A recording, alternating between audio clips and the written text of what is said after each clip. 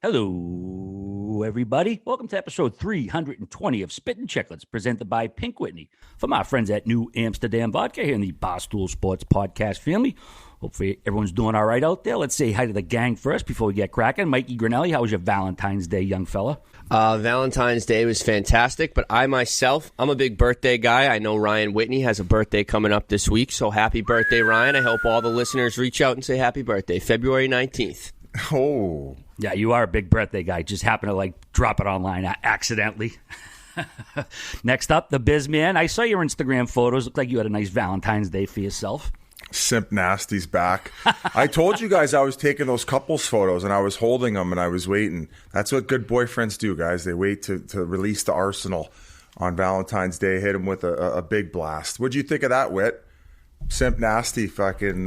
Yeah, I mean, I remember when you told us about the couples pictures. You're like, what did you guys do before your couples pictures? We're like, we didn't do them till we had kids. But still, they looked great. You guys both looked phenomenal. Mr. Finnegan, I love you. He looked pretty good. Nice little gray beard on him. My Valentine's Day was phenomenal. Now, listen, I got to go back and chirp myself a little bit. I think it was last year. I got my group chat at home with all my best buddies, and I said something like, nobody with the Valentine's Day post this year, guys. Enough of this. It's ridiculous. It's not even a real holiday. Then sure as shit, I ended up posting one, and I have been ridiculed by that night when they saw that I posted one after I was the one to say don't. It was like I got buried. So I just put a couple pictures of on the story. You know, I don't post a picture. Yeah. It's like, come on, just do the story. I'm a big story guy. But Valentine's Day, like I said, what a crock of shit. I still think, though, it's nice. We had a date night, so that's always a good time. Down in Florida right now, I'm crushing a green smoothie. I feel healthy as ever. I'm going to the gym down here. I feel good. It's nice out. I'm playing golf later. There's a million things to talk about. So let's fucking rip it and roll it, boys. Time to go. There are a lot of things to talk about. I actually had a pretty busy weekend as far as work. We had 2 Coyotes games. I ended up taking in a few docs. Free Brittany being one of them.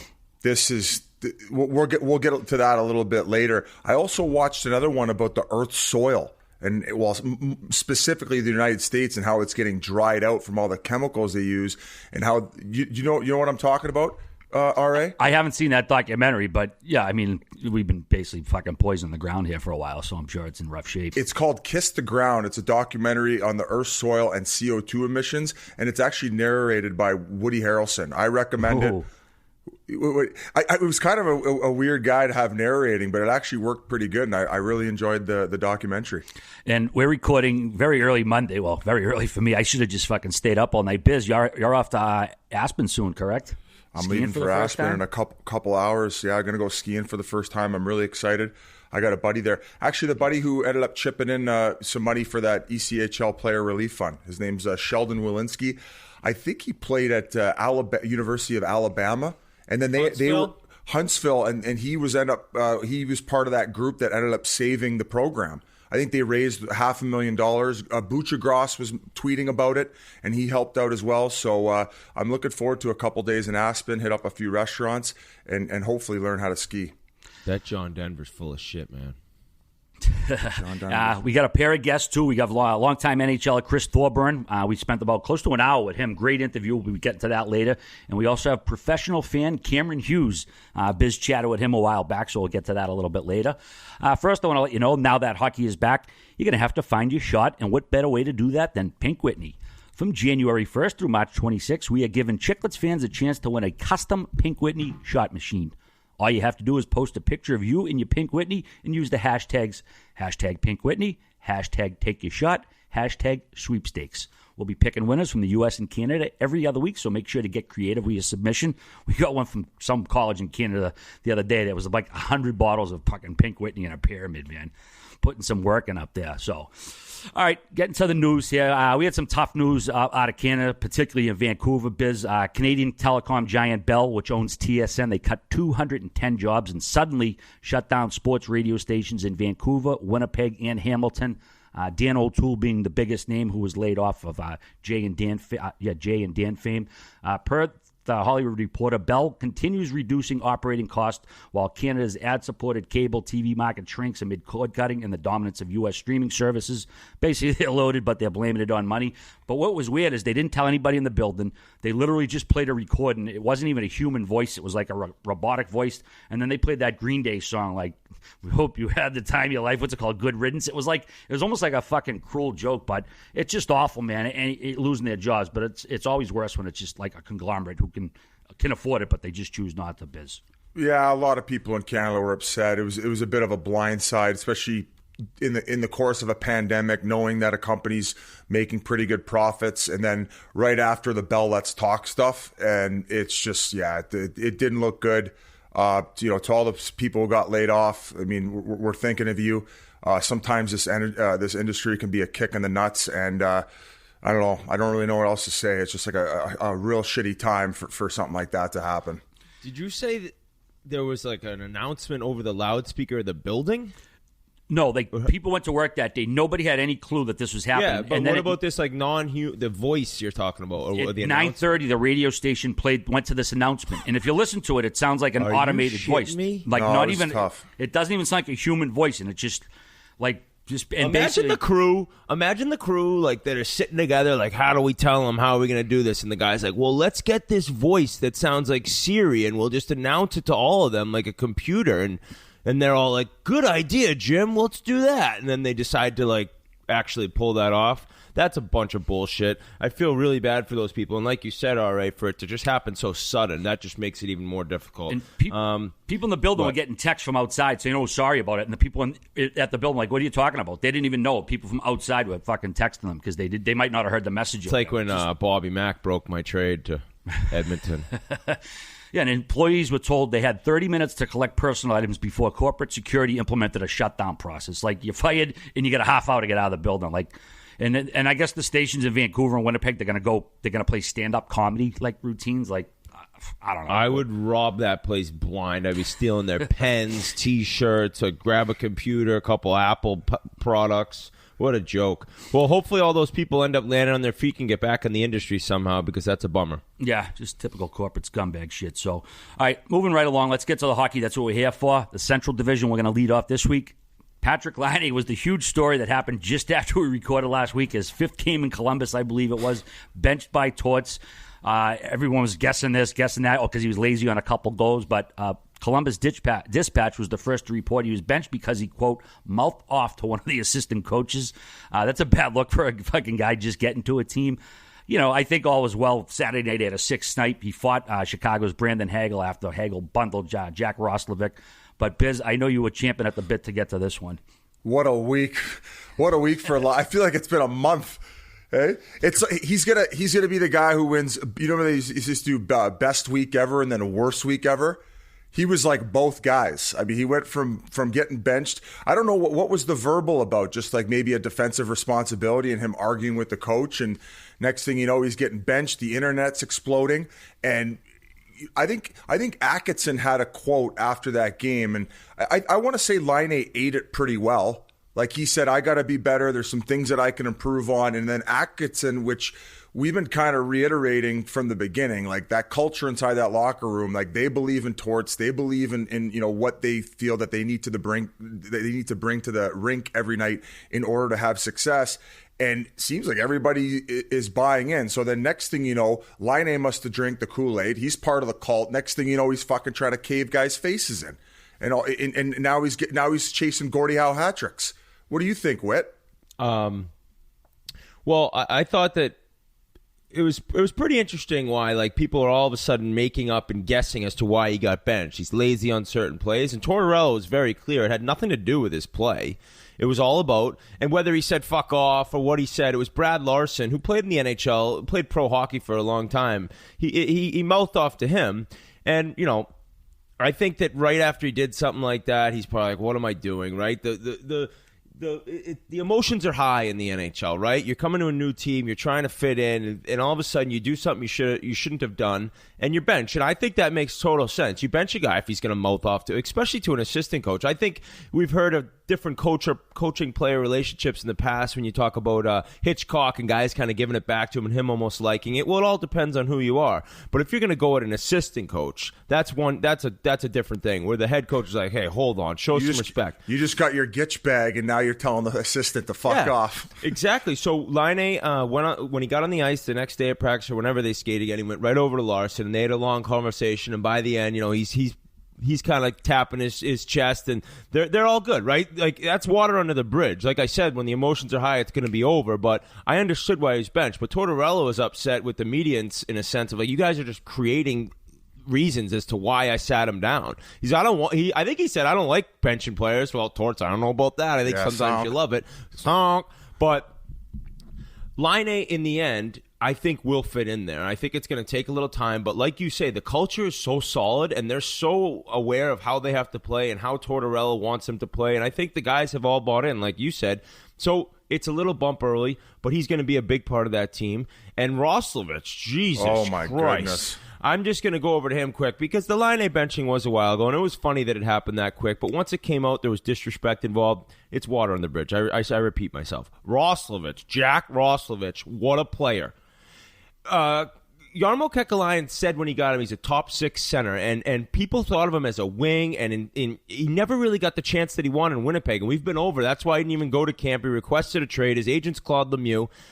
Well, he comes over and he shows what he can do, and it's not just about his speed and his skill. And that goal against Chicago, was it Chicago or Carolina? Oh my God, maybe the goal of the year so far. Just through the legs, dangles 2 people. It was so sick. But not only is that, it's his strength on the puck. This guy, he doesn't look that big, 6 feet, 6'1", $190, but like he's somebody, and you see so many players like this who don't look overly strong or overly tough to push off the puck, but for some reason he is. And he's able to get down low and create and hold on to it. And the numbers that kind of stood out to me, before he came to Columbus, and Laine as well, the Blue Jackets were at 2.57 goals per game, which was 23rd in the league, and the power play was at 5.3%, which was 30th, just one team worse. And since then, the Jackets are 3.11 goals per game, which is 11th in the NHL in that time, and the power play is at 26%. So it's like this guy's rubbing off on everyone, and he's able to play a role that he always thought he could play, and he didn't get the chance. And it's just it's amazing to see, because when a player really bets on himself and says, I'm not going, get rid of me, it's like, all right, man, like wherever you end up, if you do end up somewhere, you better show up, and he has. So it's good for him, and good American boy. And I mentioned before, Austin Matthews talked about how sick this kid was when he played with him at the national program years back, and you can tell he still has that game. Is Stat Guy Whit back? Is he officially back after that one? He left, dude. He never left. Sometimes you go to sleep, you take a nap. I'm back, baby. Like 4 goals, 5 assists in 9 games so far in Columbus. Go ahead, Biz. Did you have that quote from Atkinson? Because it was right after the benching game. I did, and his quote was actually before everybody knew he was benched, but it still applies to Torts. He says, Torts expects us to play as hard as we can. It doesn't matter who you are, and I think everyone knows that. If you're not giving 100% and look like you're trying, he's going to sit you. It's no secret. That goes for everybody, myself included. I've been that guy plenty of times. He just wants the guys that are going to work. It's not always going to be pretty. You might be playing with a lot of different guys, but for the most part, if we play the right way and stick to our concepts of playing north and forechecking hard, it doesn't matter who you play with. And if my memory serves me correct, I believe Atkinson, after he signed that pretty nice deal that he got, that next season afterward, he went through a bit of a rough patch where he ended up being health bombed a couple games. So That's a guy speaking from experience. Whit, yes, I believe it was Carolina he had the 2 goals against. But how about Laine to put the cherry on top? He ends up scoring that beauty. I think it was a wrister off the rush, top cheese against Chicago. And then was it his post-game interview, Grinelli rolled a clip. Quite an active first period for you. You had a goal and a fight. Just describe each of those if you would. Yeah, I think the goal. I think that was textbook top cheese. It doesn't really get any better than that. And the second one kind of, legs weren't quite going, so I had to get myself going some other way. And there was a good spot, and he accepted the challenge and had a pretty good tilt, and just focus on the third now. Yeah, now go out and get that assist in the third period and finish off your Gordie Howe hat trick, right? Yeah, exactly. That's what I'm going for, and get the 2 points. I mean, fuck, dude, this guy's an absolute comedy show right now. I'm becoming a super fan. He might have to get a restraining order on me if he continues this bullshit. Yeah, his presses are becoming funny. Called a guy a pigeon earlier this year, too. So that wasn't the only surprise news out of Columbus. Mikko Koivu retired after 16 NHL seasons. He signed with Columbus in the offseason, but played just 7 games with them. You know, and of course, this is another story, Biz. Everyone jumped on, it happened right after the Lanny bench, and someone's like, he doesn't want to play for Torts. And it was like, no, dude, like, settle down, everybody. Had nothing to do with Torts. He made it clear. He had nothing left, basically, is what he said. I think Yamo just took a shot on an aging countryman, a guy he's known for a long time, maybe see what he still had. Because, Minnesota let him go and basically didn't think he had much left. And he said he didn't have it. He said what it came down to was I wasn't able to play at the level I want to play at. I feel for myself that if I can't do the job on the ice the way I want to do it, it impacts me in the dressing room with the things I trust and want to do. Every game was kind of like I had a push to get ready. I just couldn't get into the rhythm. I just didn't feel the way I wanted to feel as a hockey player and being also to enjoy the game. He also pointed out how much respect he had for Tortorella. So hell of a career, hell of a player. Whit, I know you played against him a few times. Yeah, I've been playing against him since Quebec Pee Wee tournament. No, I don't think Finland had a team that year. They weren't able to get in. At least they didn't make the finals. Listen, this guy, since I first started playing international hockey, was such a beast. And what a shirt, Biz. I love that. Him and Tuomo Ruutu, who ironically enough both had older brothers, Jarkko and Saku Koivu, who maybe probably helped them growing up and becoming the players they were, but they were 83s from Finland, and playing against them, it was like they were so much better than any 83 that we had in the United States. They were in the NHL real young, both of them, and they were just horses. Like, as all these Finns are, it's like the lower body, so much strength on the ice, so much professionalism, even at a young age. I feel like Finns are just off the ice. They know how to approach the game. They know how to approach, and they'll also have fun, but they know how to get ready to play and get ready to improve before practice and training. So it was like watching Koivu at that age, and we were 17, 18. I was like, oh my God, it was like a man amongst boys. This guy's going to be so good. And I luckily had the chance to play with Saku in Anaheim, and what a guy. I think many times it's been said he was just a dream teammate and an amazing player, and what he went through with his cancer.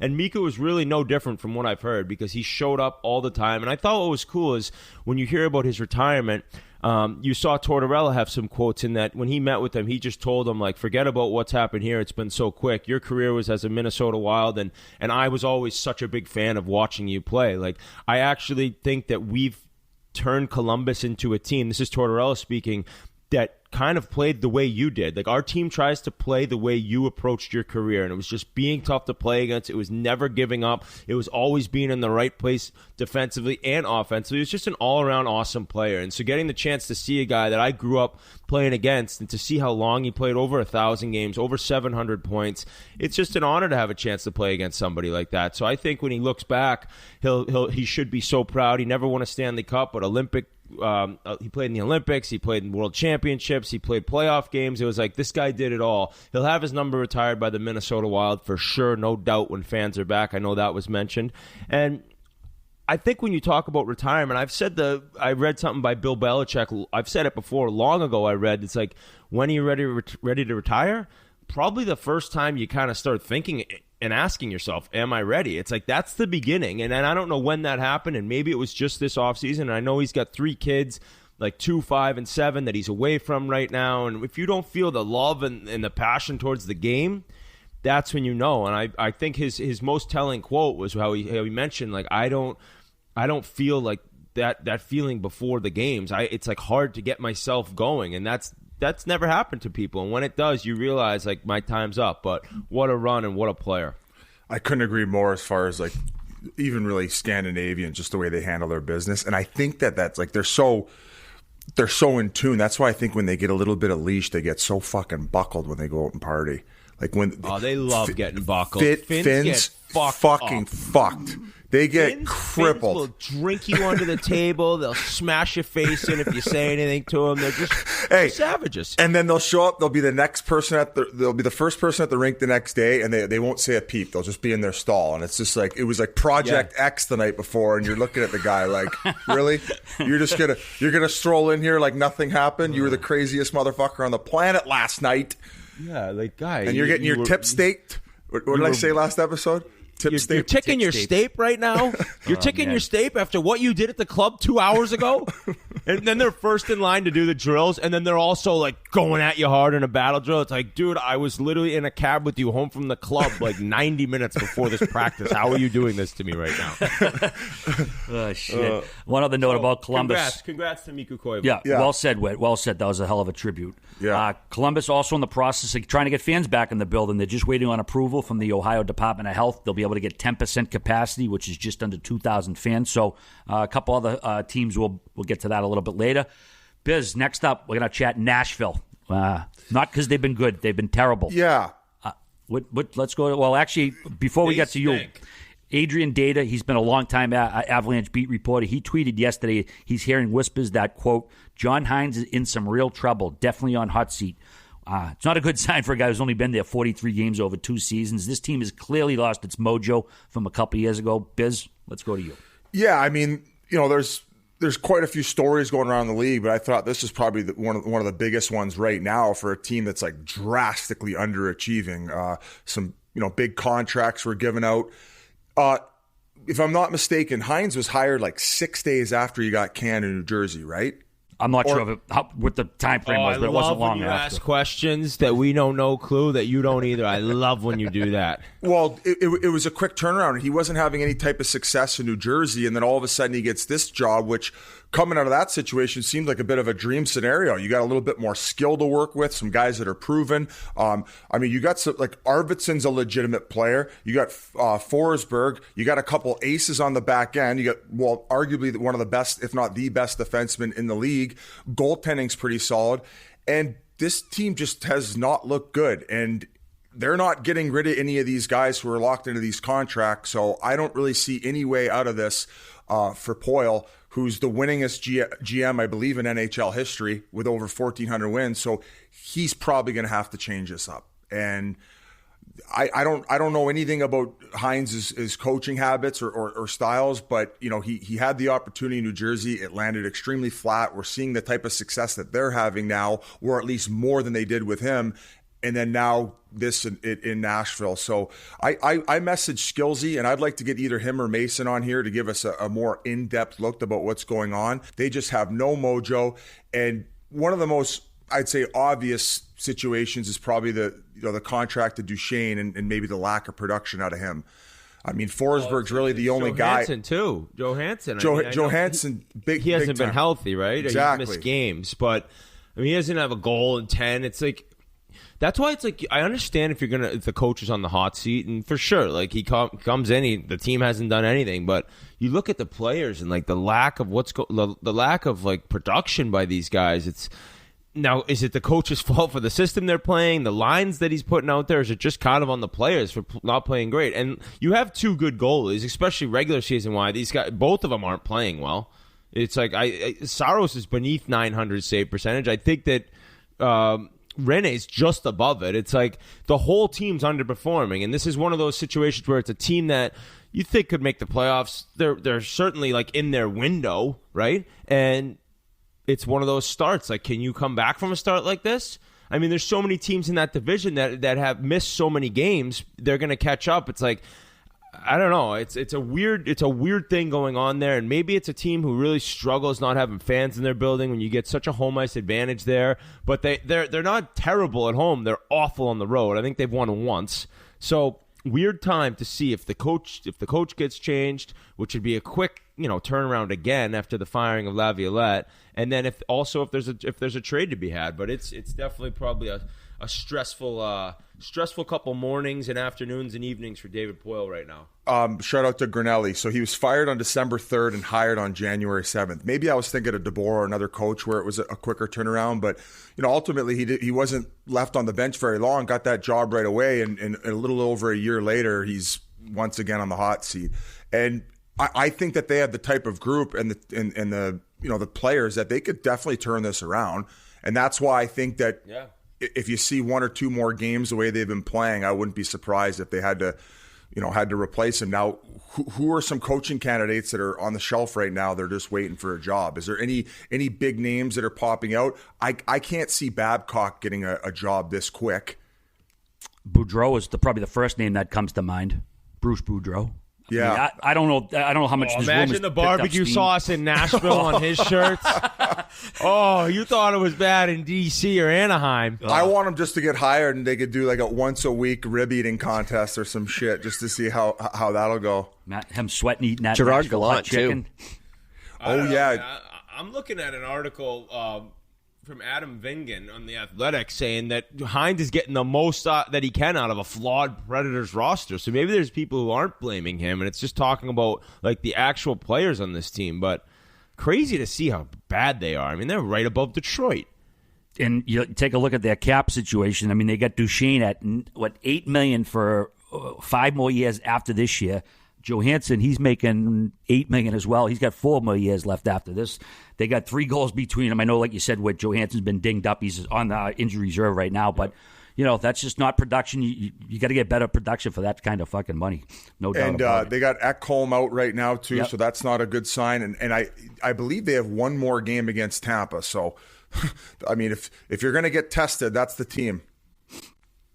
On the other side of the ledger, though, Chicago Blackhawks, man, they had a tough start, but they've been on fire since. Just 2 regulation losses over their last 13 games. Like our buddy Chief wrote, this team works hard. They don't quit. 34.7 on the power play, second in the league. And they got a bunch of rookies helping out. Suter, the goalie Lankinen, Kurashev, Hagel, Bodin, Mitchell. These guys are stepping up. But Patty Kane, I mean, what he's doing is incredible with no taves there. 7 goals, 15 assists, 22 points, tied for third in scoring in the league overall. Oh, real? Oh, so Chief is stroking the Hawks off now, is he? Yeah. So now he's playing tummy sticks with Stan ever since he got the interview, and now they got the goaltending, and Patty Kane is oh my goodness, he's probably in the top 3 for the Hart right now. I think he's got 7 goals, 15 assists. He's leading that team. I mean, we got no Jonathan Taves, no Kirby Dach, and. How soon is Doc out? I mean, did they say he's probably out another couple months? Yeah, I think it was 4 to 6 months. His 4 to 6 months, his but wrist was mangled. I thought the goal the other night. Who got that goal? Why am I drawing a blank? I think it's the Brinkett in overtime. Oh my god, that was sick! Just the hand-eye to just knock that thing to himself once, just and then right past the tender. Yeah, Biz, you were good at that. I think Kane is just proving like he's kind of like.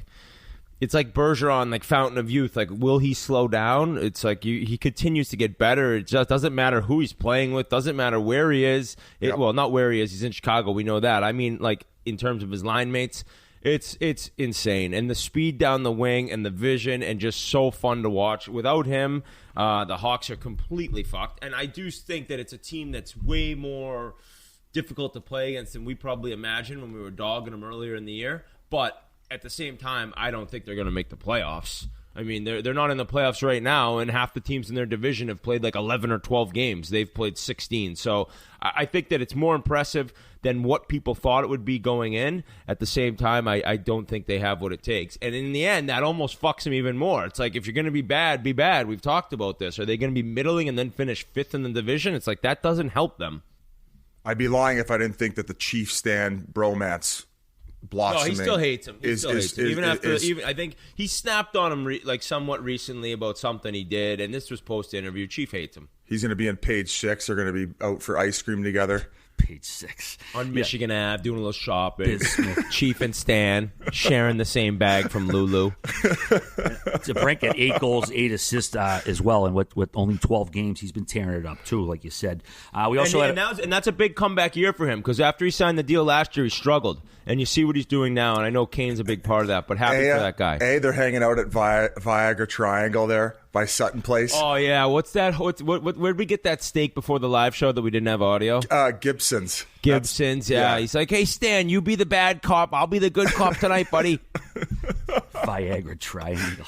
That's what they call it there, because it's where all like the 50-year-olds with like Bugattis roll up, and they're fucking 20-year-old Instagram models. We got a Viagra Triangle here in Scottsdale. No, I'm in Jupiter. Jupiter's the Viagra Triangle of the Bermuda Triangle. Whatever. It's like that. You went there, RA, on vacation. I believe it's in Daytona Jamaica. Beach.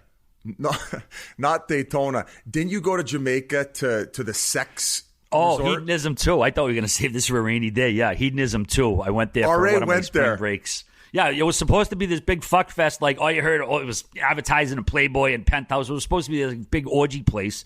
And, like, So you went to a place It was Cocktoberfest is what it was. No, it was a fucking bait and switch. I flew 2,000 miles to make out with a girl from fucking Hyde Park, and the only one of my buddies who got laid was the fattest guy there, and he banged some swinger's wife in the hot tub right next to him. So that was the extent of that trip. What a trip. I'd pay a lot of money to be able to go back in time and go on this trip with RA. Just to watch it all play out. But I will say the vegetation in Jamaica is definitely worth going down for. The weed? All the vegetation down there. Oh, okay. We also had a trade in this division. Carolina obtained Cedric Paquette and Alex Galchenyuk from Ottawa for Ryan Dzingel, who returns to the Senators after they traded him a few years ago. All players are pending UFAs. Dzingel's got 3.375 left. Paquette, 1.65. Galchenyuk, 1.05. Galchenyuk signed with Ottawa in the offseason. I guess 8 games was enough. This is last year in the league for Alex Galchenyuk. That's it. 5th or 6th team he's been with. So, also, one other note. Were you watching the Dallas-Carolina game Saturday night when Aho was going in? Oh, my God. Was it Aho who could have buried it? Now, they ended up winning the game. For people, I'll take you through this little wit meltdown watching. I had Carolina in the game. So Carolina's up 3-2, and Aho's coming down the left wing. The goalie's pulled, and he has an easy shot from just outside the offensive blue line to bury it and win by 2. Thank God I didn't have him puck line. And he goes to throw it over, which I totally understand is an unselfish play. You want the other guy to get the goal. And even in a sense, maybe he thought his angle was off and he just give it to the guy in the middle. Well, the nastiest young defenseman in the league, maybe, turns and fires his stick around backwards. Miro Heiskanen knocks the pass away. It goes I think it went right to Jamie Benn, who gives it to Pavelski, who goes down and just buries one shelf to tie up the game with under a minute to go. I was losing my mind. It's like, dude, bury that empty netter, Aho, who I've kind of said isn't at the top of his game, even though Carolina's playing well. And Carolina goes on to win in a shootout, but oh my God, if they had lost and then you look down the year and look down the season and you missed the playoffs by 1 or 2 points, it's like, oh my God, when you have the chance to put it away with an empty netter players at home, don't be the unselfish guy. Be the apple guy. Be the cookie guy. All you care about is yourself and the team, and put it in the net, especially if I bet on you. You got him with a lightsaber. You do that shit when you're up 2 goals, play not by 1. Heiskanen, though. Oh, unbelievable play. What a play. And then Pavelski comes down, snipe. He's fucking Pavelski. 9 goals, 8 assists in 12 games. I mean, San Jose, we're going to get to them later, but what a fucking disaster letting him go. Whoopsie-daisy. Actually, right. I think people have been comparing Lidstrom a lot to this Heiskanen in the way he plays. And even Lidstrom chimed in on it. He had a pretty interesting quote basically saying, like, from games that I've watched, there's a lot of similarities to the game. And obviously that's high praise, and maybe some media members, stroking him off a little too much at this point. But ultimately, like, watching this guy, he's just a special kid. Yep. You're like, and Lidstrom did chime in. He was like, whoa, hold on. I don't think so. Yeah, kind of like what was the comparison, you and Shea Weber last episode? And no, then they had R.A. called him my contemporary, and then Shea fucking threw up all over the Shea Paris lounge. All I was thinking you're as of good as him. It just means you played at the same time together. That's all. I was thinking of the Team World Police when the guy's puking. That gives the best. All right, we're going to get to the East in a second, but first we want to let you know that Whoop is our favorite fitness wearable. It's a fitness tracker that provides 24/7 personalized sleep, training, and recovery insights to help you unlock your potential. Each day it measures how well you slept, how recovered you are, and how much stress you put in your body from both your workouts and going about your everyday life. Whoop is won by some of your favorite athletes in the NHL and on the PGA Tour, but it's not meant for just the pro athletes. Whoop can help anyone improve their performance by providing personalized, actionable data to help you make smarter decisions. Whether you're looking to sleep a little bit better, or training for an event, or just looking to build healthier habits in the new year, Whoop can help you reach your goals of a healthier life. Whoop is designed to be worn 24/7, and with a 5-day battery life and an on-the-go charging system, you won't miss a beat. The strap itself is also waterproof. Skip the alerts, buzzing, and notifications on your wrist when all you're trying to do is just get your workout in. The Chiclets boys have been wearing Whoop for a while now, and we've already turned our sleep and recovery into a competition. Once you're on Whoop, you can create a team with your buddies and make sure to chirp whoever's sitting around and falling behind. That would be me. Whoop has helped us get smarter about the way we train and has made us so much more aware of our body, sleep, and recovery.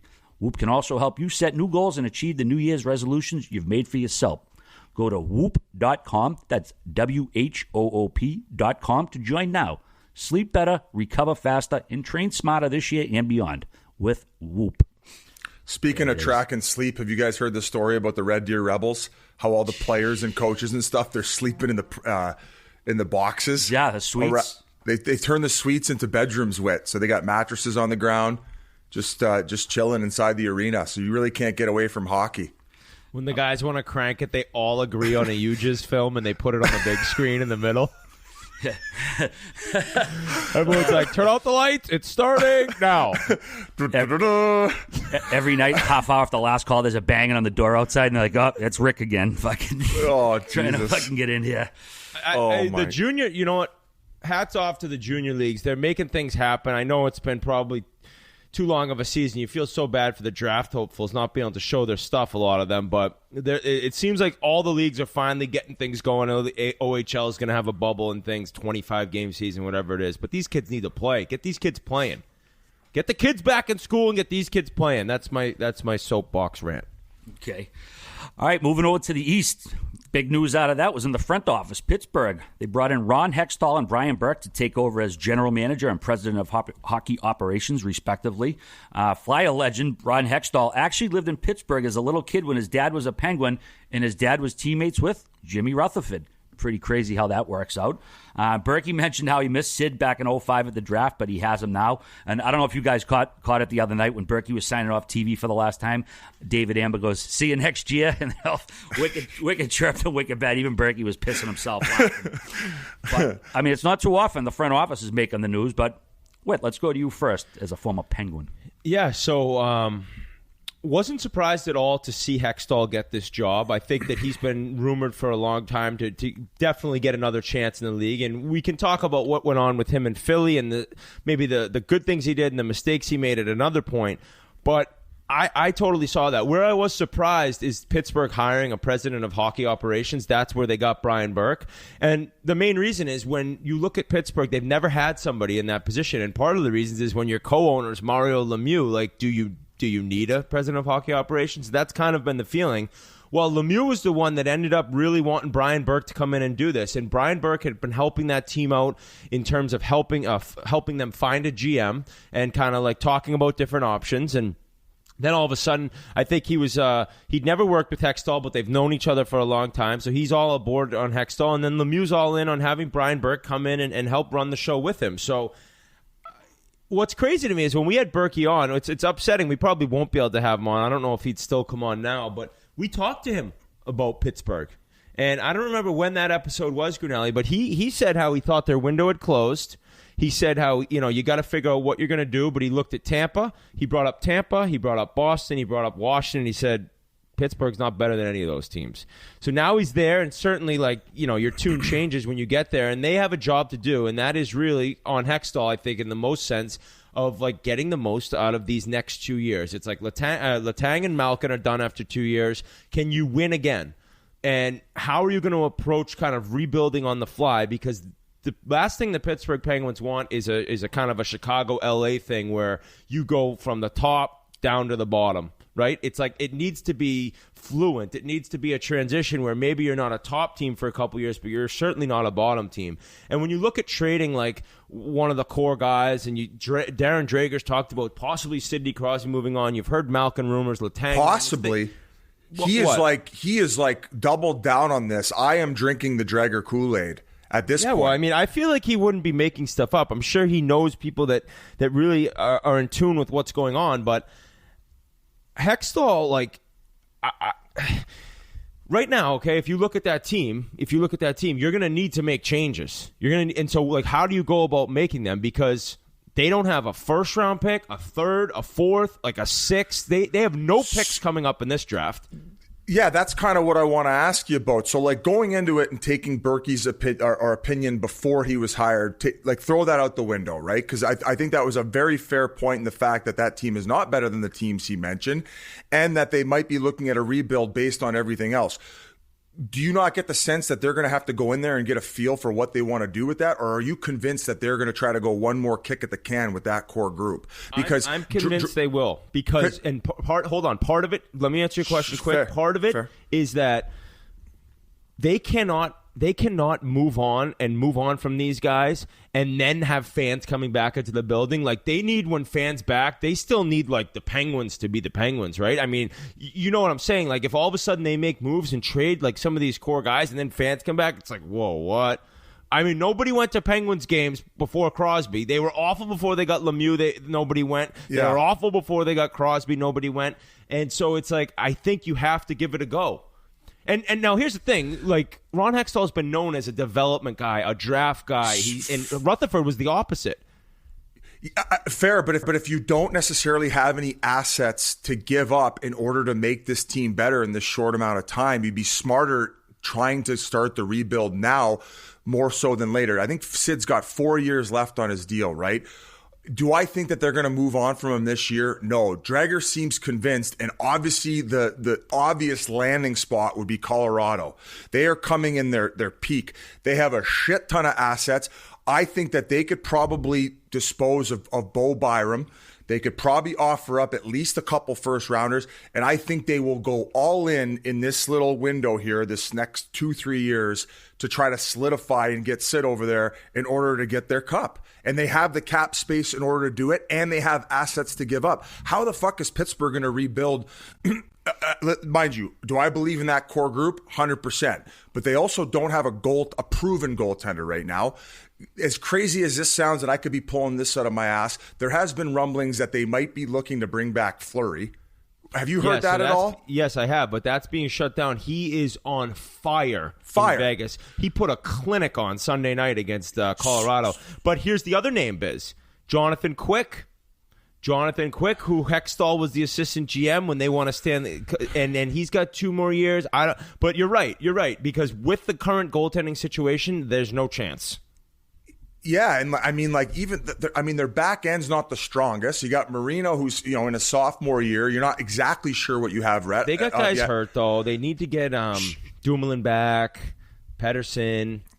I'm just saying this is going to be a very interesting time to see what they decide to do, because the first thing is going to be getting the big core group inside that room and saying, what do you guys think you need? What do we think we need? And so on and so forth. So definitely I see Sid being the piece that moves first, if in fact they do move him. And as far as Malkin's concerned, I mean, and another thing too is Malkin plays way better when he's the guy.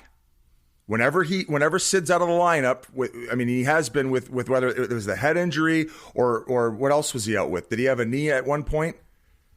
Sid's had different things, but whenever he has been like the number one guy, Gino, his numbers are even better than his career on a whole. It's nuts. And maybe to maximize a return on Sid, that you could still have a very solid foundation with Letang, having Malkin, and of course you don't have the biggest piece of them all. But also, what would be coming back for him? All right, what do you think? Do you think that they're going to keep trying to take a stab at it with these guys?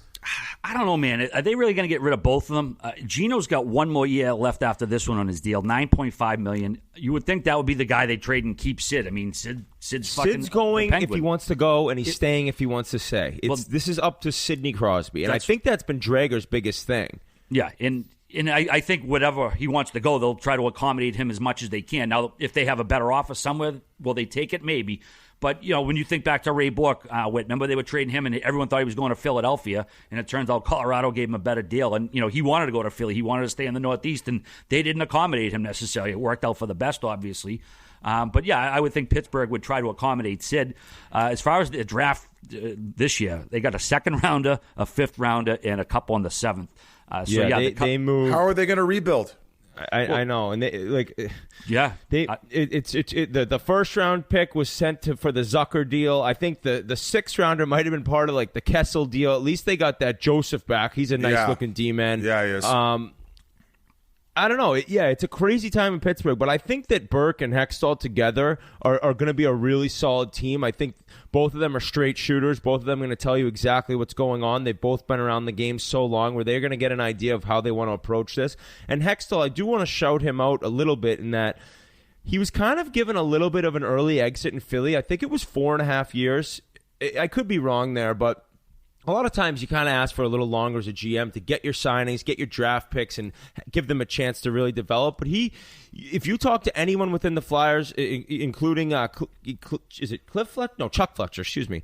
They talk about like his handprints all over that team still. I mean, Carter Hart, Provorov, Konechny, Joel Farabee, Travis Sanheim, all picks by him. And the one you could maybe question is he picked Nolan Patrick second before Heiskanen and Cale Makar and Elias Pettersson. And so maybe there it's like, I know he's had injuries. You can doubt that second pick. But even going into that, Patrick was the consensus second pick in that draft. So I think Hextall really did deserve this chance, and I think he's going to do a lot of good things. I think his only downfall was the fact that he held on to Hextall so long. And I want to say he was not refusing to fire him, but believed in him, and he clearly wasn't the answer. So I don't know if that was the downfall, but I agree with you, Whit. There's a lot of positive there, and yeah, if one guy can do it, it might him and Burkie, little tag team bushwhacker style. If one guy can do it, two can. You got to think they, Burkie and Hextall. If one guy could do it, there's two of them we're talking about.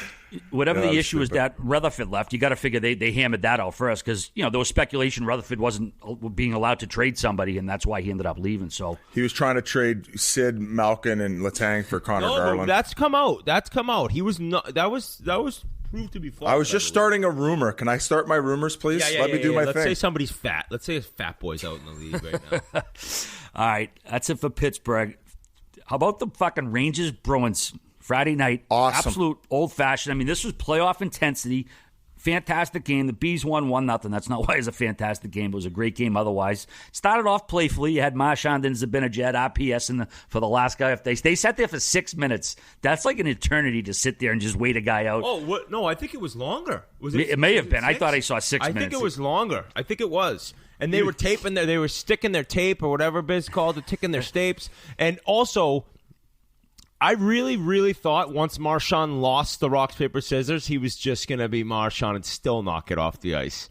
It was like, I don't know, man, like the rat is the rat is the rat. And he did. He lived up to his end of the bargain in losing. But interesting how guys can be so superstitious to want to stay on the ice. I used to sprint off, take my pants off, and take a smash. I'd always, even if I couldn't go, I'd sit on the toilet. You would always shit after warm-up? I'd try. I couldn't always do it, but I'd try. Interesting. Yeah. I'm a weird cat. It was an old-school game. We had 3 fights, man. Actually, McAvoy and Trouba went at it. Trouba hit Zaboro pretty high. He ended up getting a roughing penalty for that. Now, Trouba and McAvoy didn't get fighting penalties. They only got roughing. But, I would still call it a scrap in 2021. But then the other fight, Brendan Lemieux and Trent Frederick. Absolute tilt. Biz, did you think Lemieux might have got a little bit of an early jump there or what? Yeah, he doesn't give a fuck. He's not there to make friends. Yeah, he got the quick jump on him, and I think Frederick was pissed. And a big reason as to why we kept seeing the clip, he goes, "We're fucking going again," as they were heading to the box. Now, this Frederick kid, he's 100% all in on trying to establish himself as a Bruin-type player where most nights he's trying to get under somebody's skin, fucking get in front of the goalie, cause fucking havoc. Very similar to like a Matthew Tkachuk type. Now, is the skill set there? I don't know. I haven't had a chance to watch Boston much. How is he as a player? I think he's doing what he needs to do because the offense isn't there. I think 1 assist in 14 games. He hasn't scored an NHL goal yet. He was a former first-round pick. But, like we say, bring something to the table. If you're not going to score, he's like, all right, I got to stay in the lineup by being an absolute menace. And he, St. Louis kid, I saw our boy Cam Jansen talking about him. Tough kid, and he's shown like he's willing to play that role. And there is a reason your numbers are that bad and you're in the lineup right now. And that is that he's doing that, and he's showing up and being a prick. And sometimes certain guys have to come in the league. They have to establish themselves like that. I'll use Tom Wilson as an example. Did I ever think in a million years Tom Wilson would end up scoring and making plays at the NHL level like he is now? And being a first liner? No. But when he came in, he fucking ran guys. Yeah, did he have to deal with a couple of sussies? He fought guys. He basically created his own space out there. Guys don't want to go near him because he's a piece of shit. Especially in an 82-game season, you know how many guys are like, oh, God, we got to play this Frederick guy tonight? Like, it's going to be a fucking disaster. He's going to be running around. He's going to be chirping me. He's going to be slashing me. Then he's going to be challenging me to fight. And eventually you get that space, and then sure enough, the points start coming. So I wouldn't be surprised at all if the floodgates started open for this kid. And as far as the rest of the game's concerned, that's old-time hockey. We're seeing it because of these back-to-back games against the same teams, and people love the hate. It makes the game so much more interesting.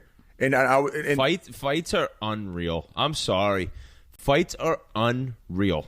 There are people who know nothing about hockey that say, like, these guys, what was the rapper recently? Like, these guys are allowed to fight? Rick Ross. Yeah, it's just, the fights are unreal. And let me tell you, we go into this game, there's one more. Lausanne beat the absolute wheels out of Pavel Buchnevich. And now probably a little... Buchnevich, a little bit of a mismatch, right? I mean, a Russian, I don't know if he's fought that much, but like body shot, headshot. And why did he get a misconduct for that? I don't know. He wasn't playing the bongo drums like Semin. He beat him up too much. I seriously think he got a 10-minute for beating the shit out of him. Yeah. They never came out and said what that was for. I think it was not Ice Cube. It was Ice-T who mentioned it recently. Like, how are these guys allowed to fight on the ice? But the clip that you said Rick Ross. No, the clip that Gradelli's talking about is a throwback clip. Play it, Gradelli, for everybody. That's the game that's set up for the savage white boys, the G's. Yeah, I like a good fist fight. You know what I'm saying? Nose broke, shit like that. You know what I'm saying? I never been there, but it's always good to see a nice big pack of tough white boys. You know what I'm saying? That's sliding on the ice, you know what I'm saying? And you look over, I fuck with them, you know what I'm saying? Yeah, I like that shit. I think that happened like 4 or 5 years ago, but it's an all-timer. Okay. But recently. But like I said, guys, like I think it's good for the game. Like I think we're well aware that it could cause issues. I have a certain feeling on it. I like the controlled, organic stuff where in the midst of a game, like Lemieux and Frederick, they hate each other's guts off the face-off. Let's go, baby.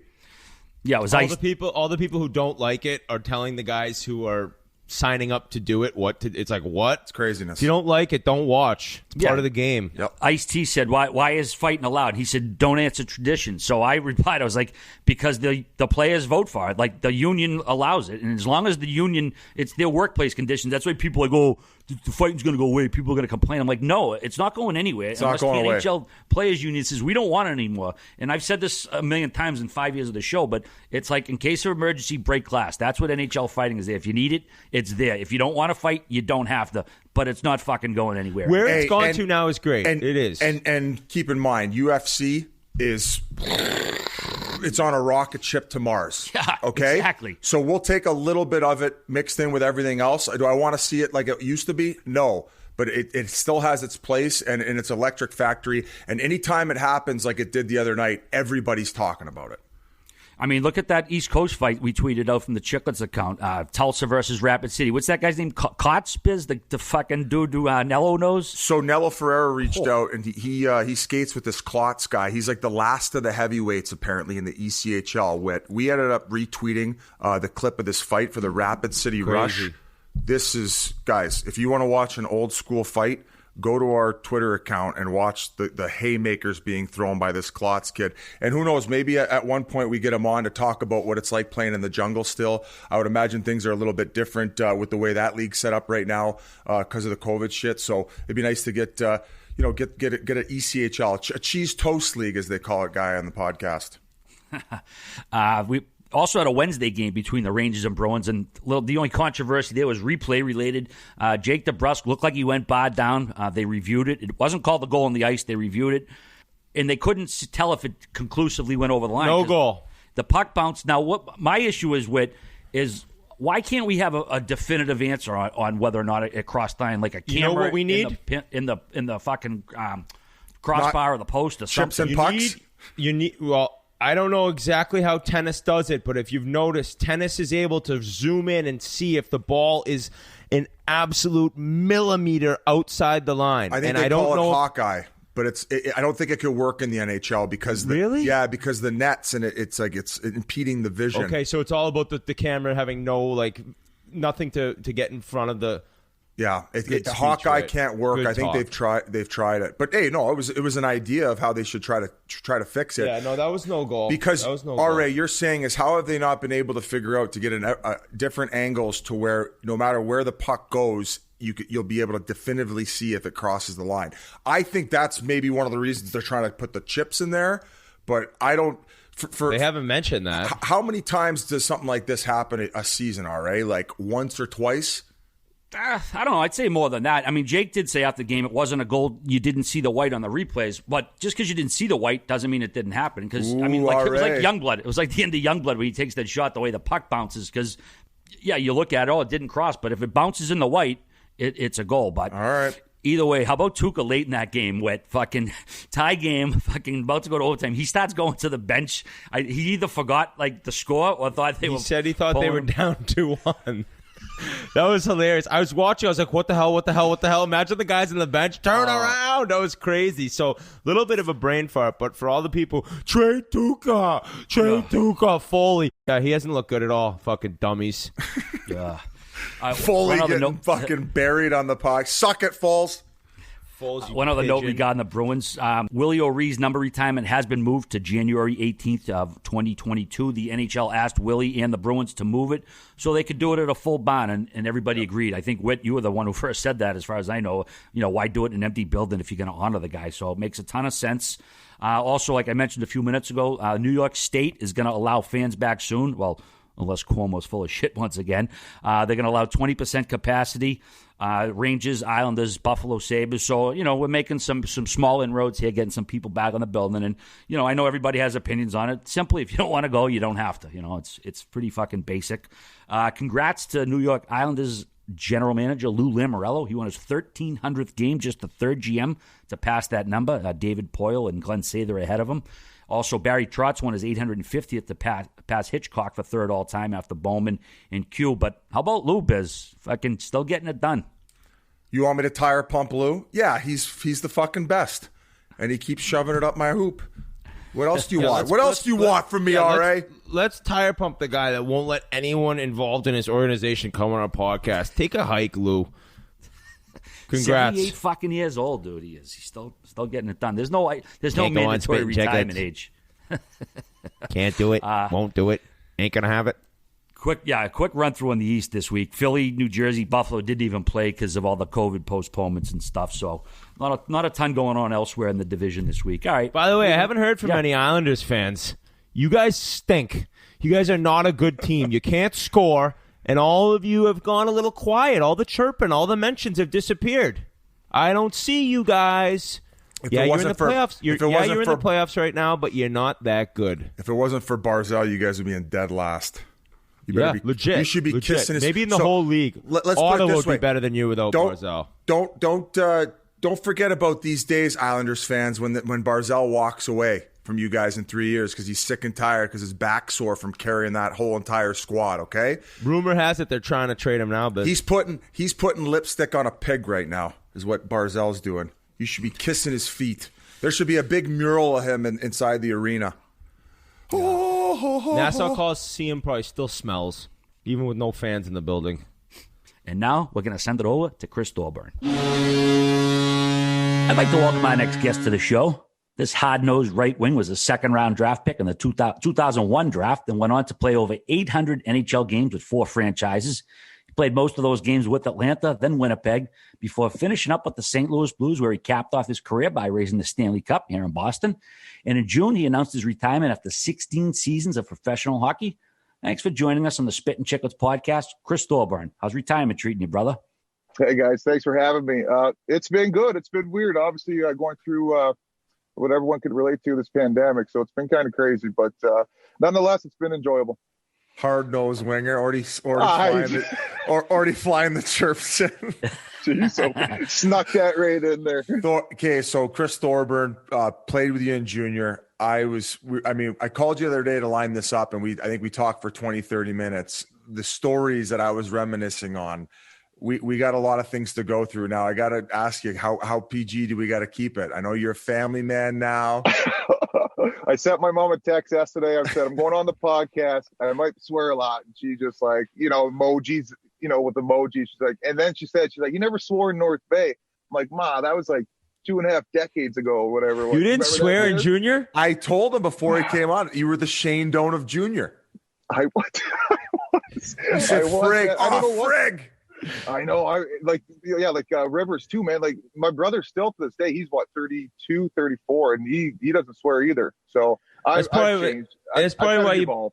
That's probably why you got played for 3 different teams in the O. They're like, get this guy out of here. He won't even swear. This guy's a weirdo. Well, it's nice. We actually only played for 2 because we moved over. Our organization got moved. We got moved from North Bay to Saginaw. Whit. We got sold in the midst of my junior career. I felt so used, Thorby. I'm like, I'm seeing $50 a week, $50 a week checks. And like I'm reading in the newspaper, this organization's getting sold for millions of dollars. This didn't add up. But dude, it was crazy because I got sold in the OHL from North Bay to Saginaw, and then we got sold in the NHL from Atlanta to Winnipeg. So by the time the Atlanta to Winnipeg happened, I was seasoned. You know what I mean? I'm like calling the boys. I'm like, all right, this is what happens, dude. Like, this is what we got to do. Pack a suitcase and get on a plane. Let's go. But crazy experiences, man. Were you like a stud coming up, like going in OHL draft? Or you kind of a late bloomer? I mean, you're a big cat. I don't know if you were your whole life. What kind of was the beginning of getting to North Bay, and even kind of before that? Well, so I played travel hockey throughout my minor, like when I was a kid and stuff, which was such a cool experience. In the Sioux, we at my time coming up, we had a ton of talent. So there was Dales, right? Dales was from Toronto, but I thought he's from the Sioux. He came to the Greyhounds through the draft, but no, we had a lot of talent coming up, and it was very competitive. And then there was like scouts and agents at all our games, and one of my my dad's friend growing up, he actually got a coaching job at Elliott Lake for the Elliott Lake Ice at the time, which was Junior A Tier 2. So instead of playing my second year Bantam, I went to play for him in Elliott Lake. And what a great experience that was. And that's kind of when I got put on the map, because you're playing against, the 21-year-olds and stuff like that. So I ended up getting drafted by North Bay. And then, not that I was a huge point guy, but I was considered more of a point guy, not so much of a rough and tough kind of player. Hard-nosed. Hard-nosed. I had to kind of evolve into that. But, throw junior, like I said, not crazy numbers, but productive in some sense. And then I got drafted by Buffalo in the second round. And when I went to Rochester, that's when my game changed. Randy Cunningworth gave me that unreal tip as far as, we have Jason Pominville, Derek Roy, Yuri Novotny at the time, Paul Goss said Bannock was coming up. He's like, Buffalo's filled with skilled talent. He's like, you might want to mix in some majors, being a bigger, taller guy. I wasn't thick, but, I had the height. And from where I'm from, we got a lot of meat in the Sioux, man. Like, we got, like, really tough guys that made some their careers out of, doing exactly that. So I'd go home in summer skates and pick their brains and, just ask them about the techniques and stuff like that. Well, I went back my second year pro and had, like, 17 majors. So, mind you, a lot of them, like, when I say I learned how to fight, that was the process, man. That's why you have an elbow on your face now. I mean, I took some lickings, man, but I learned through that process, and it was fun, and just a cool experience all the way around. We've asked so many different guys because so many players, you have to change your game to move up a level. It happens like quite often, and for the guys who had to get more physical like you and start fighting more, is that something where right away he tells you, you're like, boom, all done, all in? Or were you like, oh man, like I thought I was going to be a power play guy in the NHL? Like, what was the attitude as to when you heard that news? No, he told me in my year-end meeting. So going in the summer, I already had this advice. So I took it, man. My whole career, I wasn't one to complain about any opportunity that I didn't get or got.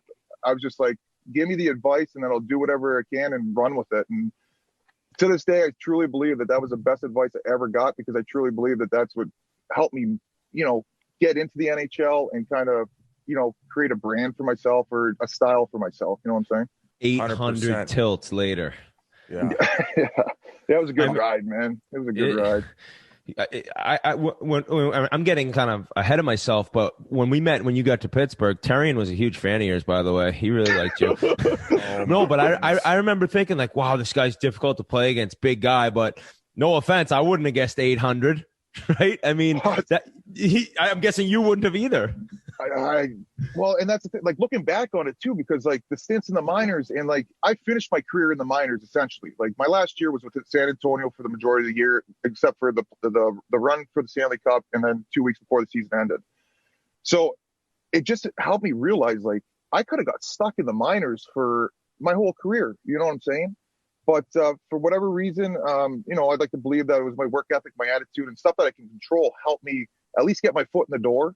And then it was up to me. And I just tried to take advantage of any opportunity, whether it was getting 4 minutes of ice time or, playing on top lines. Because I there was some opportunities that came along the road that were just like, what am I doing in this position? You know what I mean? And for whatever reason, it worked out, man. But like you said, I would have never guessed 800 games. And I'm super proud of it, obviously. Chris, we got to go back even further. You played in the 97 Quebec Pee Wee tournament, correct? I did, yeah. We lost to the Russians. So did you guys play against each other? Any recollections against games versus each other? Wait, what team were you on? No, I was on the Sioux reps. But I think you're a year behind me, though. I'm an 83. But I was drafted a year after you because I went to college. Dude, so that Russian team in the 97, yeah, we won it. And the Russian team... listeners at home, I think I've mentioned before, they were loaded, and so was CompuWare or Little Caesars. Yeah. And I don't know if there's been a Pee Wee brawl like this. There was Russian coaches fighting guys from Michigan coaching Caesars. I remember Eric Werner was beating the absolute piss out of somebody. He was an animal, went to Michigan. And I think both teams, Russia might have beat him or Caesar. I don't remember who won. Both teams got the boot. So that probably helped the Kings walk to the title. I maybe should have said that. Right, They did get disqualified, right? Yes. I do remember that. Now that you say that, Whit. I do remember that because that Russian team was a powerhouse, man. They beat us like 7-1 or whatever it was. They're all juicing at that age. You're getting needles. There was a kid. They were large. There was a kid smashing a kid with his helmet. A Russian had his helmet off, and Little Caesars players was smashing him in the head with his helmet. It was a gong show for 14. Imagine smartphones are invented back in the day like that. Oh my goodness! Oh, the videos, the crazy hockey parent shit that was going on back then. Oh, no kid in the stands.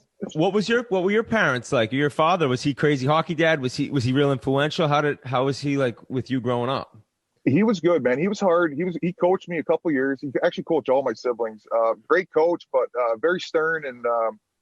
But very like informative and he kept my head on right and told me exactly what I needed to work on, even though I didn't believe him because he's your dad. You take, you don't want to trust what he says. And I'm like, but he had some great tips. He gave me every opportunity, obviously, like, and we all have the stories of the morning practices, the outdoor rinks. And he was just there the whole time throughout the ride. And he just always, gave me the support I needed or the kick in the pants that I needed when I wasn't going the way he thought I should be.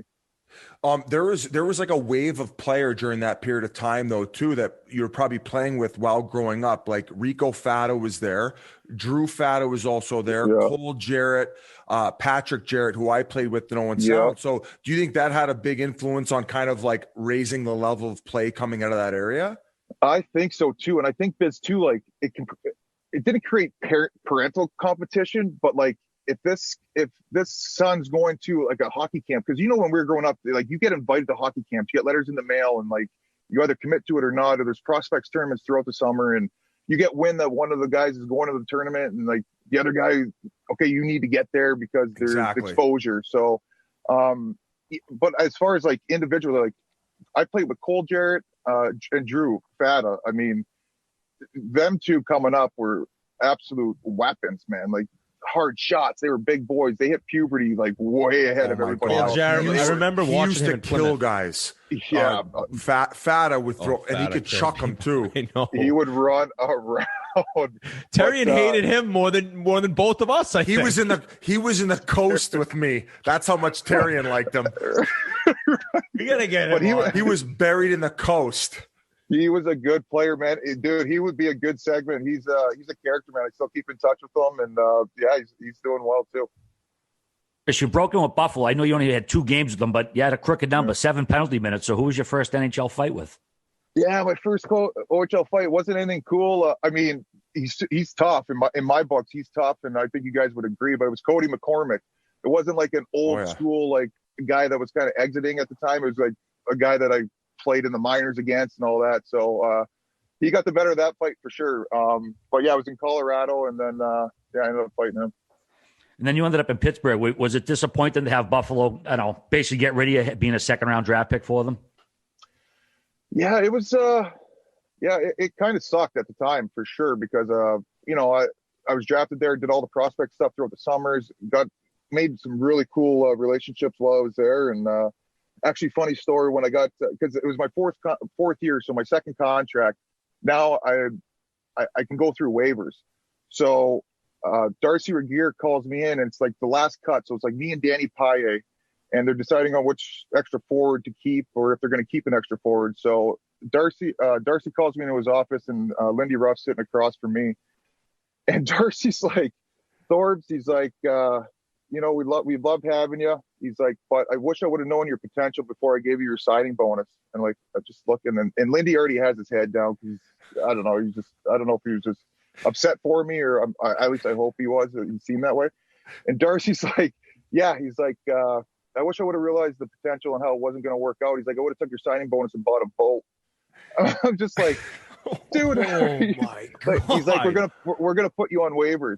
And I'm like, and I'm thinking, dude, that's a low blow, right? Oh my! And did he give it the chuckle after, or was he like deadpan? Like, he was pretty serious, man. Chuckle would have made it worse. Yeah, right. But okay, so I'm just like, all right, well, I appreciate it. And like I said, Lindy was just he had his head down, and I'm just like, oh fuck. So I leave the room, and the guy's like, what do you say? What do you say? I'm like, dude, you guys aren't even gonna believe this. So then I tell the story. You know that story travels. I told it every team I've been on. I mean, but to be honest, it was the best thing that happened for me. So Lindy said, he's like, come out for practice, get your reps in, and we'll see what happens. And then I get off the ice the next day, and Pitt had claimed me, that day. But like the thing that helped me was we played Pitt 2 times in exhibition that year, and I just ran around. I was just hitting guys, and so I think that kind of made a little impression. And then they gave me an opportunity, and that kind of kicked off my NHL career, really. I was in one of those preseason games. I remember thinking, this guy's a lunatic out here. He's hard-nosed bastard. I said hard-nosed again. But when you got put on waivers, is that something like, am I going to, I think I'll get picked up, or I think I'm going, what's your vibe going into that? Well, for me at the time, like I didn't know. Like I didn't. Yeah, you're just so I knew the process, but like I was young, man, and I hadn't been through that experience before. And you always think or hope everything's going to work out, but now that I'm retired and I went through the process, like it might not. Now I realize like it might not have worked out. I could have got buried in the minors. So at the time I was just young and dumb, and then veteran guys around Buffalo were talking to me, and just stay positive, do your thing, man. Hopefully someone picks you up and you get a chance somewhere else. So. When you got over to Pitt, do you remember your first meeting? Because obviously you get in, Terrian's going to bring a new guy in for a meeting. He's going to let him know what's going on. Terrian's like, what's with the boat? What kind of boat did Darcy get? Yeah. So I don't remember my initial meeting. The one thing I could say is Ray Shero was top notch, man. Like, I remember him kind of bringing me in, kind of explaining the situation, and not just the first day, but like through the process, which was huge, man, because now there's like a lot of gray area, quiet time that, you think a lot and you just like, you don't have no idea what's going on, but he always kept me in tune with what was going on. And I was super appreciative for that. But the one thing about Terrian was I played 39 games straight, and then we picked up George Laraque and Gary Roberts at the deadline. So when they came in, I was like a healthy scratch for every other game, pretty much. So Terrian calls me in, and dude, I'm telling these stories because they're funny to me now. They're funny. So he calls me in, and I rock the long hair. That was just part of my look. And he calls me in. I'm thinking he's gonna give me like dude, great job. You're keeping your attitude right. Keep working hard. You're gonna keep working hard. You're gonna get an opportunity. I'm thinking it's gonna go that way. So he calls me in, and he sits down. And I'm like, hey, how you doing? He's like, if you want to be a fucking rock star, go be a fucking rock star. He's like, if you want to be a professional, cut your fucking hair. I'm like, okay. I'm like, well, actually, I grow the hair because it kind of blends in with the size of my nose. He's like, I don't care. Go cut your. So I leave his office and I go right to fucking Sports Clips. And I'm like, I need my hair cut. She's like, well, what kind of style you want? I'm like, I don't know, but just bring it up around my ears and short. I got the worst fucking haircut. I came in with like a fucking bob cut the next day. On the way to the thing too, like I remember Eric Cairns calling me, he's like, Thorbs, don't do it, man, don't do it. Like, stay true to. I'm like, Bods. I'm like, I got it. He ended up playing me one more game, so I was like, fuck, I'm just gonna keep growing my hair. Like, yeah, at this point, you know? I think there was a couple like you get a free bowl of soup with that one, Thorby. The next morning, you had like a Jerry curl. Like I can't even describe it. The Patrick Mahomes before Patrick Mahomes. You're right. She cut my straightener out, so my hair just went and like just like ramen noodles on my head. I was just like, oh dang it.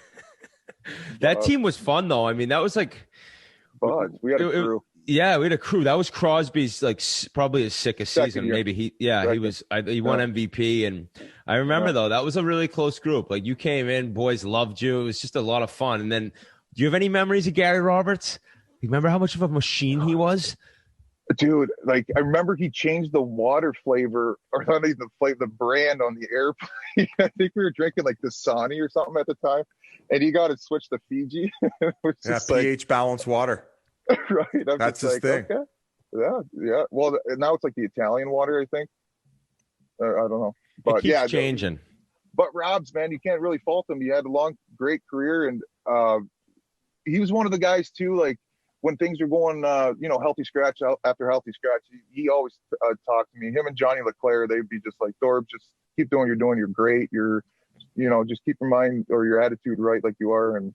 So all that stuff helps, man. And I think that kind of made me into the veteran than I was, you know what I mean? Because whether someone was, having a tough time or a tough go, you'd always put your arm around them and trying to help them out and get them out of it. After Terrian had said that to you and you went back the next day with the haircut, like, was there any type of dialogue? Like, did any more chirps continue? Was he all over you for the rest of the time you were there? Not short enough. So Whit, I don't know if you remember this. So this is like shortly after my haircut thing. We go out to after one of the games. We go to Diesel. It's like New Year's Eve. Heard of it? And we go to Diesel, and me and my girlfriend, or my wife now, but we stayed till like 4 a.m. And do you remember DJ H? Yeah. So he was a DJ at Diesel. He ends up driving me home, like driving us home. And I can't, there's a gate that gets into our complex, and I cannot get through this gate. We can't remember the code. So I got arm in arm. My girl's on this side, DJ H, and my toes are dragging me to my apartment complex. And like, it's hilly in Pittsburgh. So we get there, we have practice at whatever it was, 11 the next morning. So I get up, at 9, drive to the rink. I'm still like, holy, I can't believe it. And I'm a young guy, so I'm nervous and like, oh my God, like panic, right? So I get out there, I toe pick. I passed the pucks. We were doing like line rushes, like neutral zone line rushes. I passed the puck into like the fucking guy standing on the wall. And then I go, the other one, it's like, I take the puck, I shoot like 20 feet over the fucking net. So I get back to the line, and my mistake, I stood right beside Terrian, and he's like, he looks at me, he's like, can't shoot, can't pass, can't skate. Fucking embarrassing. And then you come by and you give me a light elbow to the chest, and it was like there was banana peels on my skates, and I just went boom. And I landed on the back of my neck, dude. I almost broke my vertebrae. I'm like, God damn, like, what am I doing? Hey, Terrian told me I had to be more physical that practice. I was like, I'll give it to Thorby, he's shit-faced. Oh my God, no kidding. Dude, I had no balance, man, and you just give me like a little elbow. My goodness. And geez, OP. The minute you toe pick, the anxiety. Oh, bud. And then it's too late. It's all downhill from there because the damage has been done. I know it, man. I know it. But dude, all part of the stories, man. I just all my stories, man, even the ones I'm telling, like it made me who I am, and I really appreciate it. Like Terrian was hard on me, but I truly believe he respected me and he gave me opportunities, man. Like he put me on a line with Sid and Gino. Like, I mean, that was so cool. That's how he scored my first goal. So I've long said the guy is old school and was mean as shit, but he was a pretty good coach too. Like he did get a lot out of teams that he coached. He would go to places and the teams would get better. And then sometimes it would wear off, but they always at the beginning were kind of on a trajectory. Oh yeah. Short shelf life. Unless you're in the minors where you can be a legitimate drill sergeant and they kind of love that. And just all you want to do is get to the NHL so you can get verbally and mentally abused day after day. By fans. But that was that time period though. Like all the coaches were like that. Oh yeah. I played for like 5 different coaches, and for the most part, they were all like that, like stern, hard nosed, like. But now it's just like the coaches have had to evolve because I think kids are a lot more sensitive, and you got to treat them a different way. You know what I'm saying? Oh, for which sure. is fine too. I was going to shift it over to Berube. I mean, you being in that locker room, of course, that was an unreal experience for you. So you finished the year in the AHL, or did they pick you off at like the deadline? How did that work? No, so they called me up before we had both teams had like, I don't know, 3 games or 2 games later. Actually, San Antonio had more because the season ran longer. But with 2 weeks left, they brought me up, and for some reasons that I'm forever thankful for, because if I don't get called up before the season ends, I don't qualify for NHL insurance beyond that season. So if they would have called me up as a black ace after the season had ended, I don't qualify for NHL insurance. And NHL insurance is, we all know, it's the best. And for our family, it's very helpful. And Army, he understood that. And what he did as far as calling me up at that point to make sure I get NHL insurance through the summer and then qualify it for, like, in the Cobra, was just, I mean, that's top notch, man. So that's unreal. So there's a few things that went into it, but yeah, they called me up with 2 weeks left in the season. And I was talking to Otter today, and he goes, man, he was like just a big a part of that run as anyone. And RA, you pointed out before we hopped on. Sorry, Thorby. But I get it. You had a RA pointed out you were the 4th or 5th player to get the cup after they'd won it. Yeah, dude, it was so cool because I got it from Alexander Steiner, and you guys know Steiner, man. Oh, and my that guy goodness. I knew we could have a show. Yeah, right. So he's top notch, and I got it from him, and so cool. It's the coolest thing. But David Perron played a big part in that too, because he was pushing me to the front, and like I'm like DP. I was like, I'll get my chance, but he tipped me off early. He's like, Thorbs, like after pregame meal, he's like, Thorbs, get ready, man. So you're getting the cup tonight. I'm like, dude, just good luck. Go do your thing, man. Oh my goodness, I'm getting chills. Right, and then so we ended up winning it, and we're all around it after Petro gave it to Bo, and DP finds me, and he's pushing me to the cup, and I'm like a 2-foot snowplow stop, and I'm like, dude, if I get what a move, I'm like, DP, get out of here, get out of here. I was like, but if I get picked up on national TV, two snowplow stopping, I'm like, oh my gosh, DP. Thank you, man. So he pushes me towards Steiner, and Steiner passes it to me, and it was just fucking awesome, man. Then the banana peel came back from Terry days. Imagine. I would be so fucking nervous, especially if you hadn't been on the blades that night. Were you a little nervous getting it? Well, yeah, and I wasn't done up the right way, too, because we're in a rush in the dressing room getting ready. So my laces aren't super tight. I don't have all my like bunga pads and all that. So yeah. I feel like, I feel a little bit loose.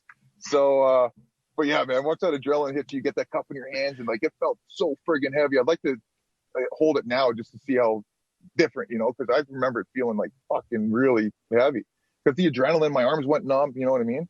Oh, for sure. So that is super cool experience. What a sick way to like go out, man. Like this is just like it's like a dream for you, and I guess that.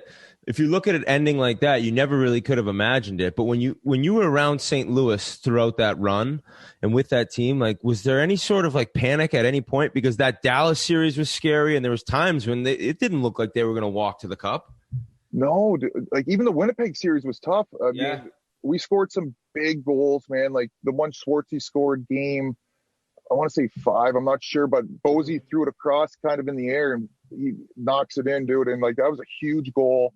The Dallas series, I mean, goes 7 games, and double overtime. Patty scores that goal, hometown boy. I mean, once that happened, it's almost like, all right, this is almost like storybook stuff, So, that was the tough series. And mind you, I'm watching, so it looked tough. Which is more nerve wracking. Yeah, it is. And then the Boston series was back and forth too. So, yeah, man, it was crazy. And for me, I only have 4 playoff games in my career. You know what I mean? So everything past the first round, because I played one round with Pitt. We lost to Ottawa. Remember? We got smushed. Yeah. Well, we got smushed even more when I was with Winnipeg against Anaheim. We got swept in 4. And then, so after the first round, all this stuff was new to me. So the off-ice stuff is nuts. Like, oh my goodness. How they have like the like the media and, you know, the stuff for the players. And it was just, the whole experience was unreal, man. And for them, I got to say, man, for the St. Louis Blues, that team, those players in that locker room, to treat me and, you know, even the other members of the Black Aces and the guys that weren't playing, the way they treated us and made us feel a part of it, man, it was crazy. I'm so appreciative of it. And what Otter says there about me being a part of it, I mean, I just love the way that they include me. So just a great experience all the way around, man. And I had the tendency to ask a couple questions in one. Sometimes I kind of glanced over the Berube aspect, and I was just he kind of had that hard-nosed mentality, but I feel like he like didn't really need to say much just because like everybody maybe like a little bit scared shitless of him. Yeah. So Tarasenko, he didn't really, because when Chief came in, Tarasenko didn't really know who Chief was. And I forget who told him. Might have been Steiner. I could be wrong, but someone told him, he's like, YouTube Craig Berube. So Bova YouTubes, and he's like, holy shit. He's like, okay, this guy's serious. Like, yeah, he's legit. You thought Hitch was intimidating. Yeah.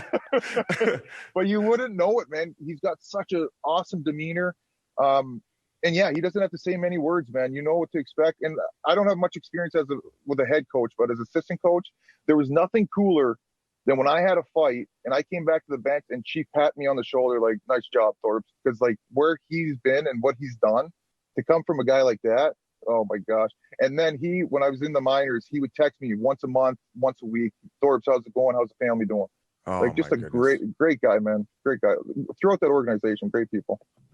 How impressed were you with Ryan O'Reilly, both on and off the ice? I know people around the league knew how good he was, but that was a real coming out party for him, that playoffs.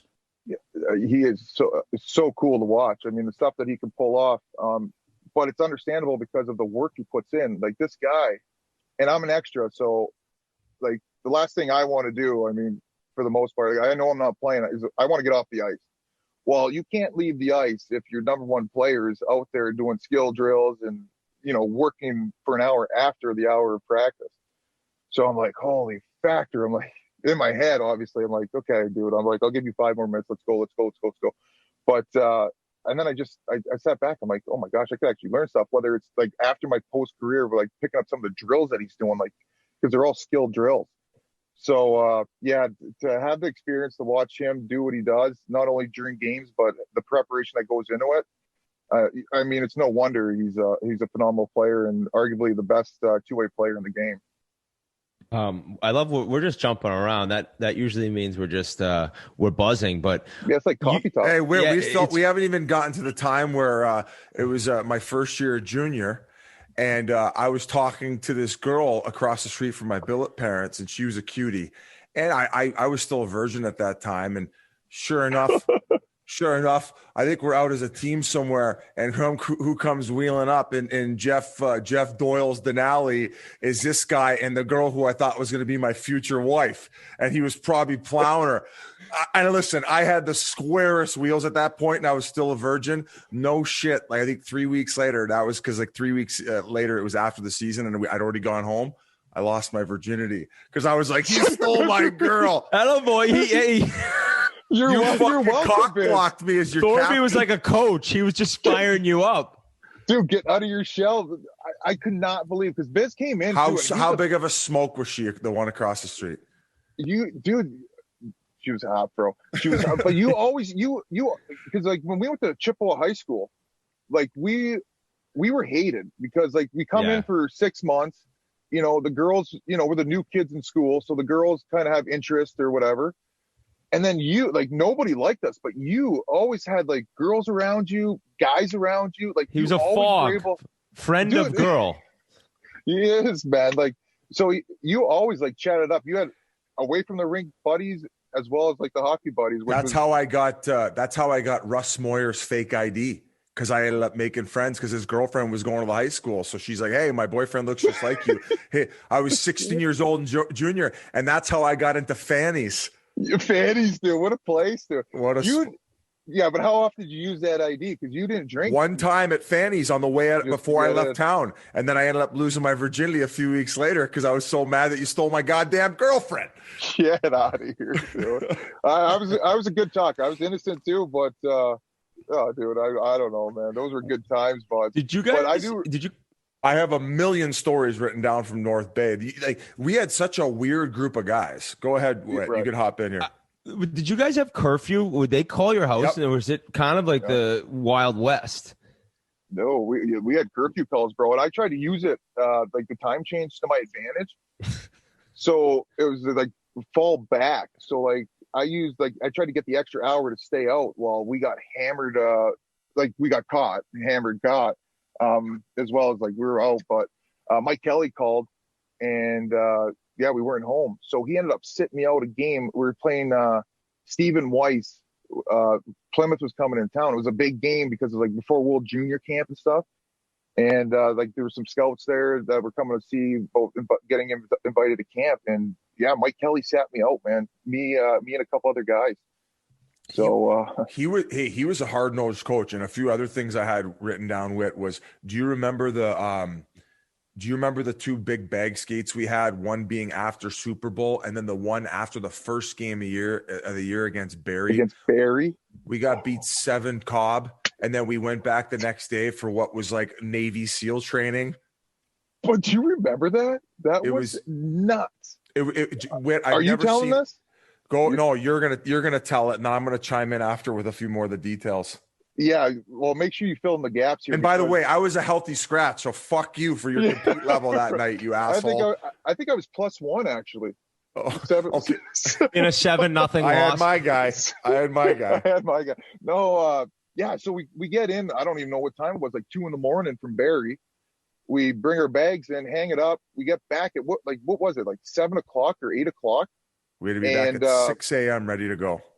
And our gear wasn't even dry. It was still like crispy from being cold, like riding under the bus. And we went out for an ice session, and we're all like wondering what's going on, what's going to happen. And then the assistant coach comes down, Mark French, came down, and he's like, all right, put your gear on, be out in 10 minutes. So we go out there, we fucking bag skate for an hour, right? Oh yeah. Come back off, we do an off ice workout. Then we get told we're going back on the ice. So we get dressed again, we go back out, and it just went back and forth from on ice to off ice to on ice to off ice for till what, 3 in the afternoon? I think we did 4 on ice sessions, and then the 4th workout is when we had like subs. And I'll never forget, like Jeff Platt called his agent, and he's like, "This is abuse," and like legit, I think Mike Kelly hated his guts for like the rest of the time he was there. But the fact that we had to we were doing battle drills at practice 3, where we barely had anything to eat, if anything. And this is after game 1 of the season. And then the other one was a Super Bowl Sunday. We weren't allowed to go watch Super Bowl because we got bent over by the St. Mike's Majors. We had to come back. Go ahead. Oh. No, well, I don't remember that one. So do you remember bag skating after the game? After games? Oh yeah. I remember that was one time we did that. Yeah, we'd play a game, and then he'd be like, "No, it wasn't good enough. Put your shit. Don't hang it up, boys. Put it on." And we put it back on, and some fans stuck around to watch this fucking bag skate. Watch and then do skate. Well, isn't that crazy? Gosh, well, good times. That's diehard fans right there, though. That's junior hockey fans. Well, they were booing us. They were booing us during the game. So they fucking like cheering while we were bag skating. Man, it was hilarious. Jeff Platt, by the way, little did he know that he thought that was abuse. He's played the last 12 years in the KHL, so I don't think he realizes what a real training camp can do to you. He's probably like looking back and he's like, God, I wish for the days in North Bay. Yeah, that was a Russian training camp getting them ready for. There was some of the older guys used to have these like egg wars where they would drive around egging each other's cars, and one guy got cornered in. Like behind like a 7-Eleven. I think it was Army was the one who cornered the other guy in, and the other guy ran out of eggs, and there was like a plastic bag next to the dumpster, and he grabbed it and he chucked it over, and it had caught like other guy's door was open, and it caught between like the end of the door, and it ripped it open, and it was fish guts, rotten fish guts, and it got in all throughout the interior of Army's car. So his car reeked the entire year. He got privately cleaned. Nothing could get the smell out of these rotten fish guts. So it was this was my first exposure to like somewhat of professional hockey was coming to North. Right. It was it Josh Leg? I think it was Lager that he cornered, and Lager shot the guts. Him and Peter Veltman, maybe. There were so many things like that, man. And like it was so cool because like it felt like no responsibilities, and we played hockey, but everyone got along, and we just had a great time, man. Especially as young kids, like you coming in, like same thing as my NHL career. We had such good veterans that kind of showed us the ropes, and nothing ever crossed the line. Like nothing that would. We were very sending Fabiano up in front of the school. This was our rookie prank. We had to put all the girls' old volleyball uniforms, so we had like the shortest shorts on. And this guy, you could tell the story. So Fabs, and actually I was talking to him up to about when I was in Winnipeg, I was still chatting with him a little bit. And when he was in junior, man, we all go through puberty. Well, he got hit with the acne like bad, and these guys would not lay off him. So with his volleyball outfit on, the guys made him go up on stage and do the commercial, the acne commercial that saying like, I ate too many chocolate bars and I don't wash my face. And he had to recite the whole commercial, man. And he was such a good sport about it. He was a great sport. Yeah, and I felt bad for him just because of the acting. But he's all cleared up. Like, sport. Yeah. Type of shit that'll be a scandal nowadays. Chris, I want to bring up a huge part of your career was when Pittsburgh traded you to Atlanta. That was your home for the next 10 years. You were in Atlanta for 4 years. Then they moved to Winnipeg. You were there for 6 years. By the way, you got traded for a third-round pick. Do you know who that third rounder turned out to be? Robert Bertuzzo. Isn't that crazy? Yeah. Yeah, we did the research. When I was in St. Louis, and he didn't know at the time either, man. That was pretty cool to bring up. I at that point, I didn't even know either, but I'm like, I'm just gonna check this out. But yeah, it was Bobo. I didn't realize Atlanta played 12 seasons there. It certainly didn't seem like it. And, they're obviously 0 for 2 at hockey. They probably ain't going to get another chance. But why do you think they failed down there? You were there long enough to probably see what happened up close. Yeah, and not that I saw it up close, but I think it just a lot to do with management. I think. I mean, we had like I don't even know what it was, like 16 owners or just a ridiculous amount of ownership, like owners. So we can never dial that in. So yeah, and tell you the truth, man. Like when there was like rumors of leaving, because I signed my extension the winter before we moved. So at that time too, I was just like, well, what's our, there's rumblings going on, like. What's going to happen? And no one knew, or at least no one would inform us or me and my agent. So we're just like, guaranteed money. That's the one thing I told myself throughout the career. If someone's giving you guaranteed money, you fucking take it. So we signed the contract, and then we ended up moving. And dude, I tell you what, as much as I love Winnipeg and had a phenomenal time there, when we got sold, like I went to pep rallies and like. Save the team rallies. I called out Gary Bettman on on the local TV station and just like keep us here because I loved Atlanta too. You know what I mean? Not knowing anything about Winnipeg or how my experience was going to go in Winnipeg, which was absolutely phenomenal. But at the same time, I was trying everything I could to keep that team there. Didn't work, and not to say I'm glad it didn't, but at the same time, Winnipeg was such a cool experience playing in the Canadian market, and just having a blast there. What do you first remember about, I'd never say his name right, Kovalchuk or Kovalchuk? What do you say it? Kovalchuk.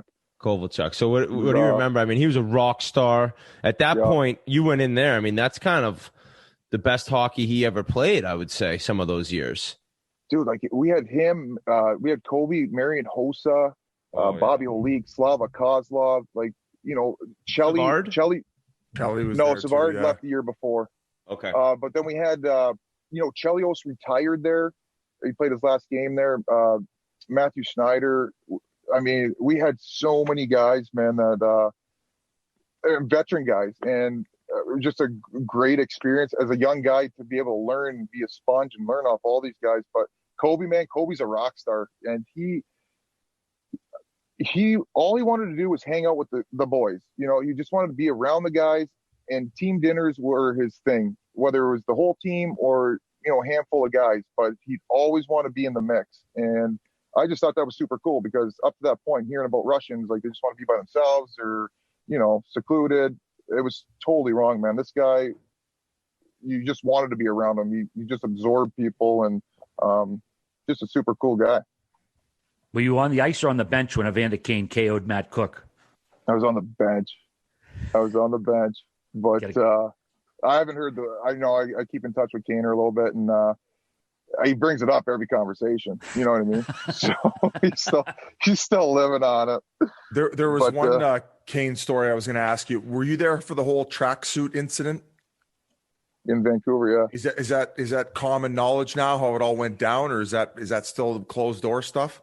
No, I think so. I think it came out where his stuff was in the shower, and he just at that point had enough, and he was in his hometown, went home, and, you know, wanted to move on, and he did. So, yeah, that's about it. I don't think there's anything. Honestly, I don't think there's anything more. I got no information, because it surprised me too that morning, because I wasn't even in on it. I didn't know what was going on, but. Yeah, I just remember we were having a meeting, and he walked through with his tracksuit on, and then after practice, he was gone. So okay. That was that. Sorry for killing the mood. That's all right. Hey, we'll bring someone fun up. How about Big Buff? You played with Big Buff for a year. Yeah. You must have some adventures with him for a year. Big Buff, like we were on the same page, man. Like we, you know, road trip, and there's like, you go out and, you know, there's team dinners, there's you know, you go to clubs, you go to bars, but for me, I thought the best time was room parties. So you get a bunch of beer in the room, invite as many guys as you can fit in there, and you just drink and tell stories. Like that was my favorite, because I love listening to stories and where people have come from and what they've experienced throughout their careers. And Buff was a big part of that too. And there was one time in Vancouver, Buff, I brought my clippers, my hair clippers, and I was gonna fucking trim up my beard. And so me and Buff were in there, we're having a couple drinks and sitting in the bathroom, and he's telling me what to do, because I can't see with this one side of my face. My neck was kind of kinked, and I'm like, dude, help me out here. Like, am I getting there? He's like, nah, a little bit more. And then all of a sudden it was just like, bzzz, and his giggle, Buff's giggle was just fucking priceless. I'm like, what? I look down on the floor, there's a chunk of hair out of my beard, because I had a big beard. And I had to fucking groom that thing into like a chin strap. And I'm like, fuck you, fucking idiot, man. I'm like, get out of my, and you know, we're all, you know, a little bit gooned up, but and then another story of Buff, and I told Bolte I was going to tell this one. We're in Pittsburgh, and me, Buff, Benny Eager, and Bolte are in a hotel room in Pittsburgh, and Bolte used to always do this thing. It's called stupid money. It's where they're out for dinner or anywhere, if he gets a pool of money together, he'll do whatever we kind of ask him. So we're in the room, and Benny Eager and Buff are like, let's shave your head. And this guy's 33 years old, and he's got 3 kids at the time. And he's like, call Ron Hainsey. He was in charge of the fine fund. So we call Ronnie. We're like, Ronnie, it's like 4 a.m. We're like, Ronnie. He's like, yeah. I was like, Bolte wants to do stupid money. He said he'll do it for $1,400, shave his head. He's like, yeah, do it.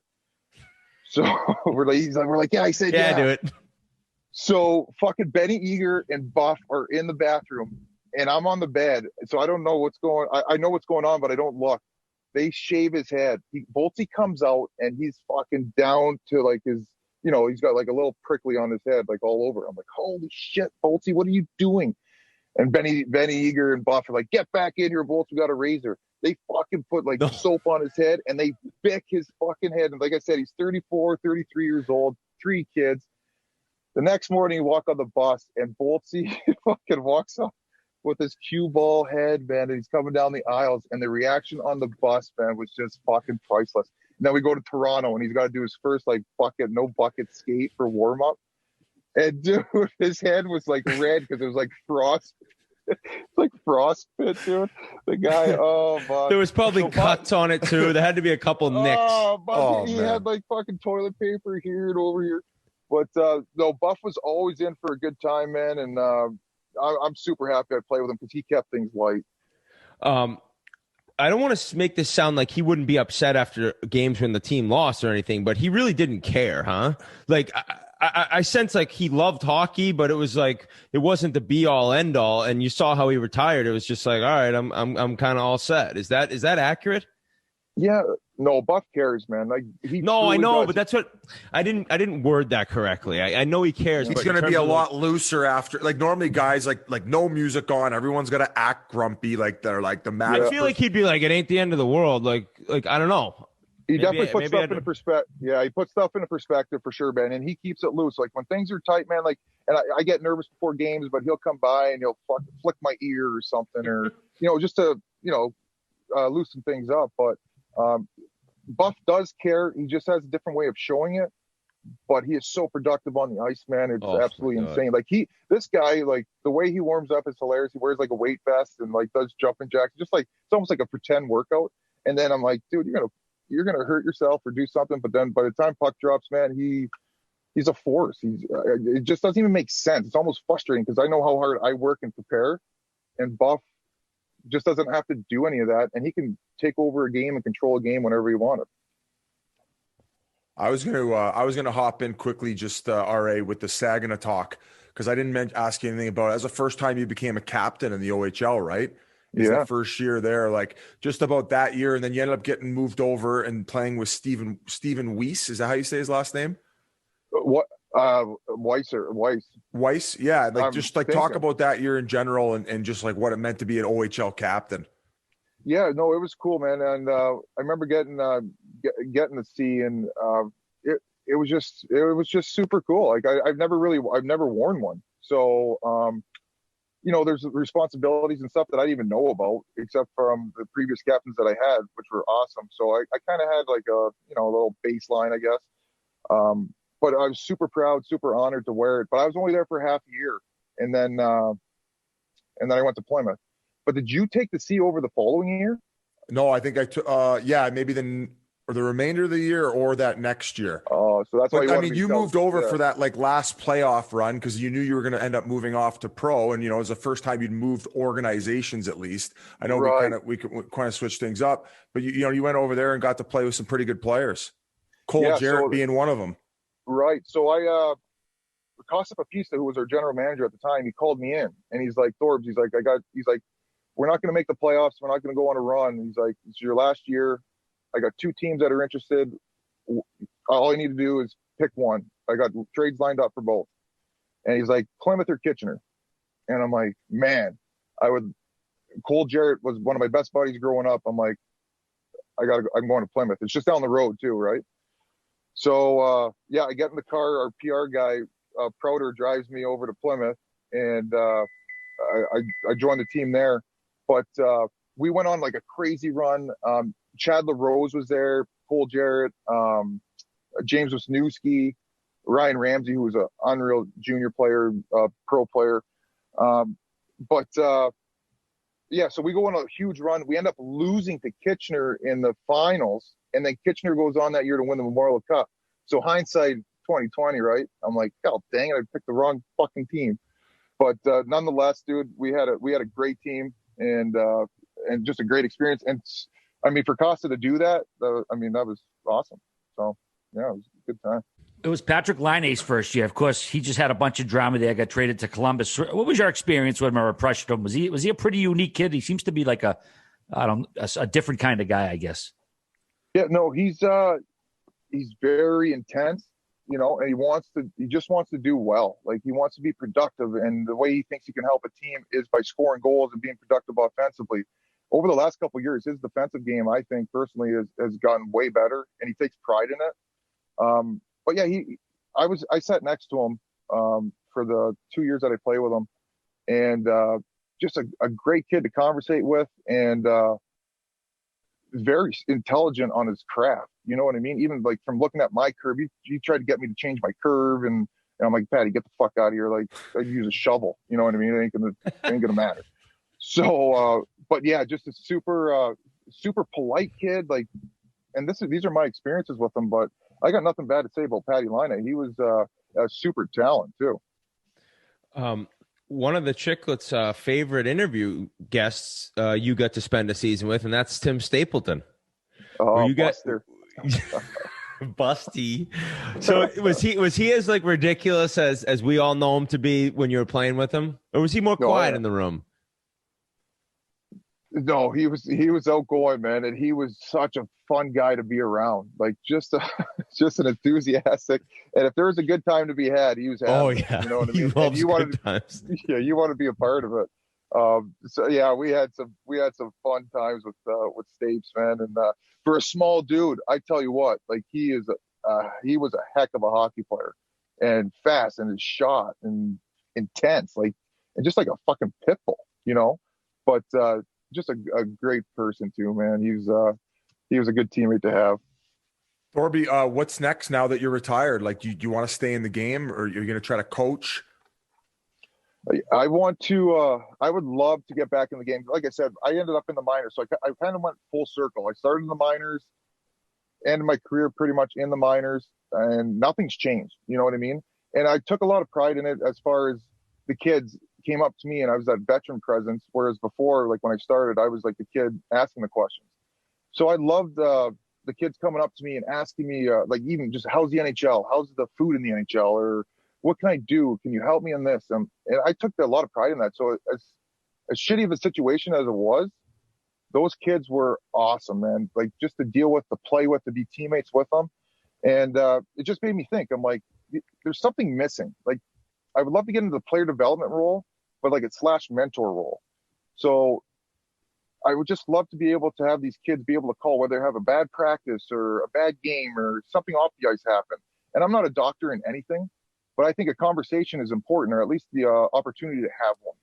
And for them to have someone to call, because you're going to call your agent. And I was blessed to have a phenomenal agent, Steve Bartlett. He was top notch, and he was almost like a family member. But a lot of these kids are part of big firms where they got 50 clients, and when they call with issues, I don't think they're getting, you know, the advice or the care that, you know, they're looking for. Whereas if they had a guy to call and say, like, listen, Thorbs, I just need to talk to someone. I need to vent. Any advice you can give me would be great. I just think that's kind of missing with these young kids. Because like I said, they're a little bit more sensitive, and the game kind of moves fast. And if you can help them, you know, move along and make those jumps and those steps, I think there's value in that. And some of these parents don't have any experience in the field either. Like, you know, they maybe didn't play hockey growing up, and they're just, you know, their kid doesn't necessarily get that hockey side advice anywhere else. And some guys are more shy than others. I mean, I don't think Whit was ever a shy guy in the locker room. I definitely wasn't. But, you know, looking back, we're a lot more naive to a lot of things that were happening, just because we weren't very like aware of our surroundings, because we were just living in this like crazy dream bubble. Dream world. It was a bubble, man. Where our schedules lined up. They give you your tracksuit. Like, you know, everything's really done for you. Your decisions are made. And the thing is, like, you described that perfectly. All three of us started in the AHL, ended in the AHL. And when you turn pro, you get there, it's still awesome. It's like, wow, it's better than junior. It's better than college. You're playing pro hockey. You're getting, you know, you're having beers. It's just different. Then you get to the NHL, you're blown away.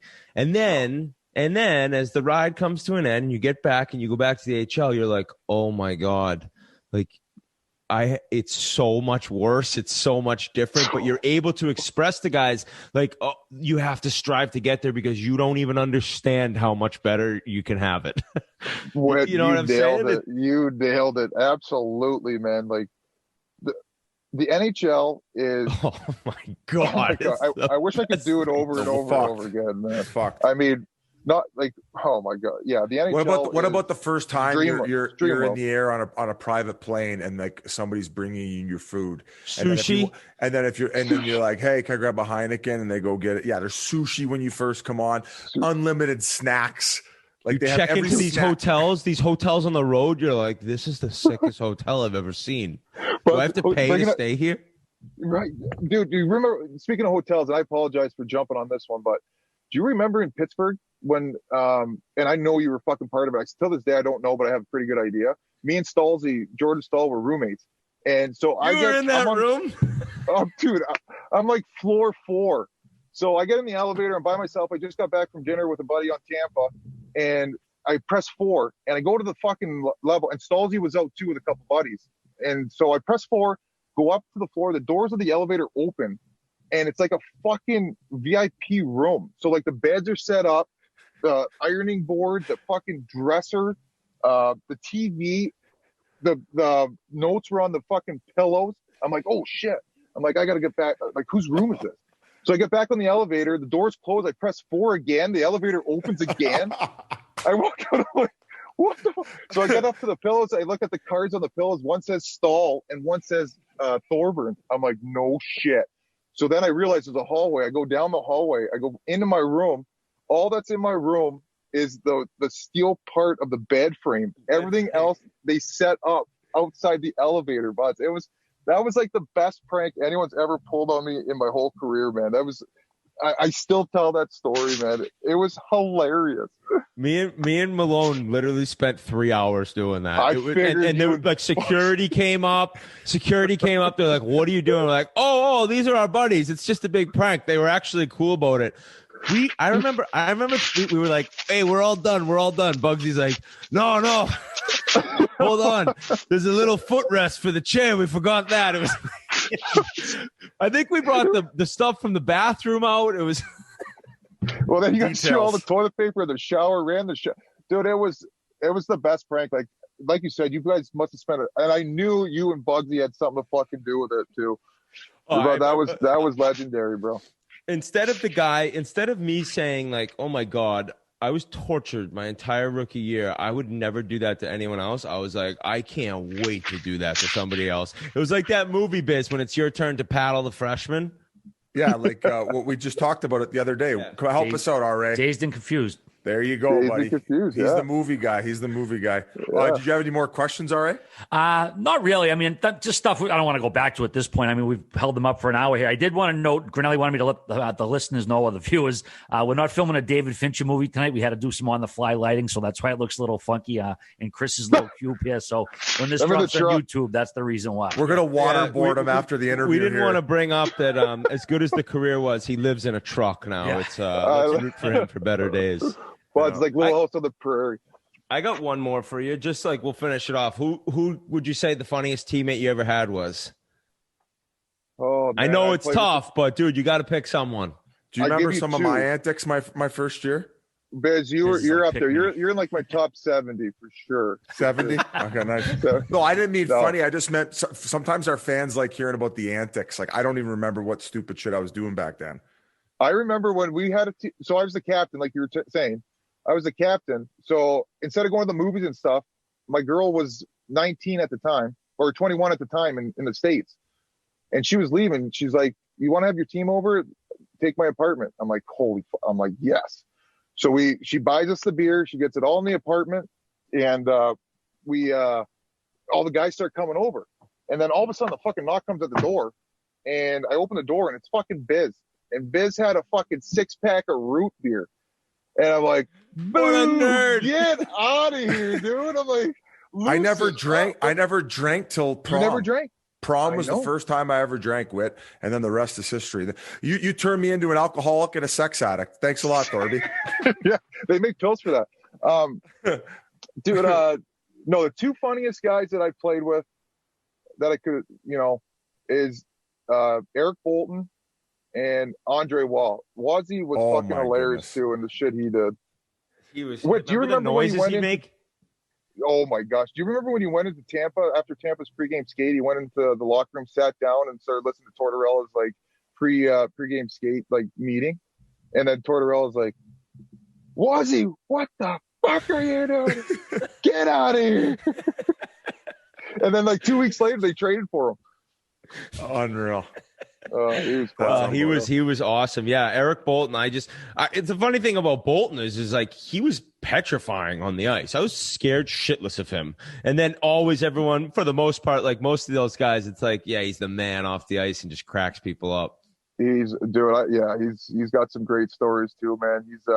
He's legendary as far as the teammate stuff goes, But him and Mozzie stand out for sure as far as like the funny guys. And mind you, when I joined them, I was a young kid, so I laughed at everything.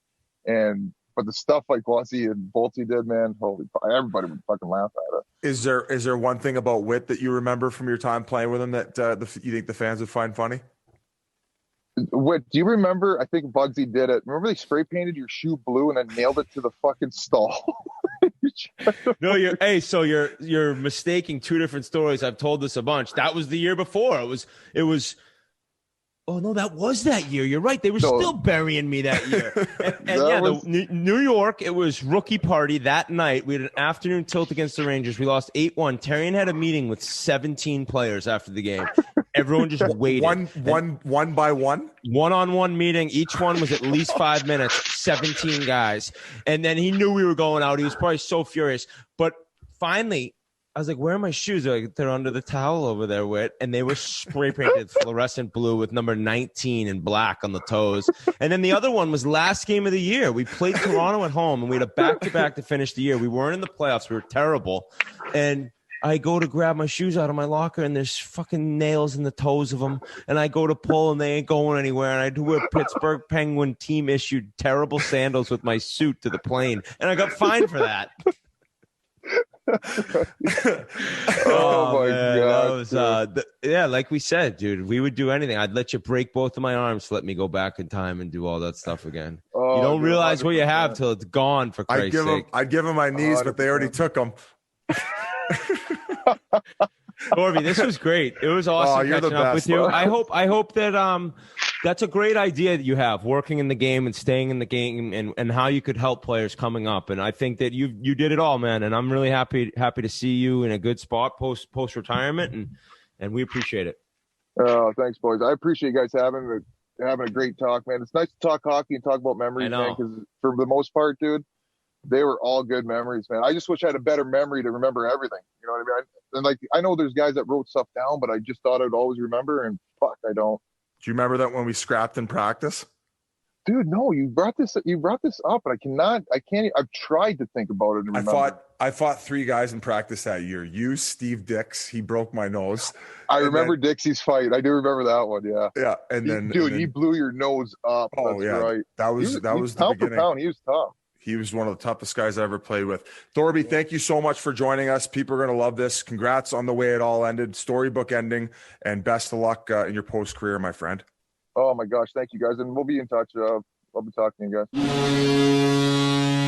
Thank you so much to Chris Thorburn. Getting the chance to play with him was a thrill. Same for Biz and Junior, even though he's one of the few men who could ever say they cucked Paul Bissonnette. Didn't happen often.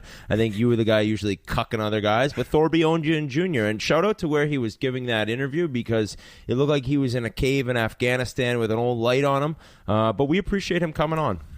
Oh, my God. Speaking of cuck, I put the couples photos up, Simp Nasty style, and Memes sends me just one to myself. I didn't know if he'd posted it because sometimes I delete my social media. It was me, my girl, and instead of Finn there, he put Barry. He put Barry in the mix, and most of you guys who follow Memes know exactly who I'm talking about. The guy when you used to get the text and you used to open it up, and it would be the guy with the huge hammer sitting on the end of his bed. Did you see the meme of him like at the end of the ghost scene when they're doing the...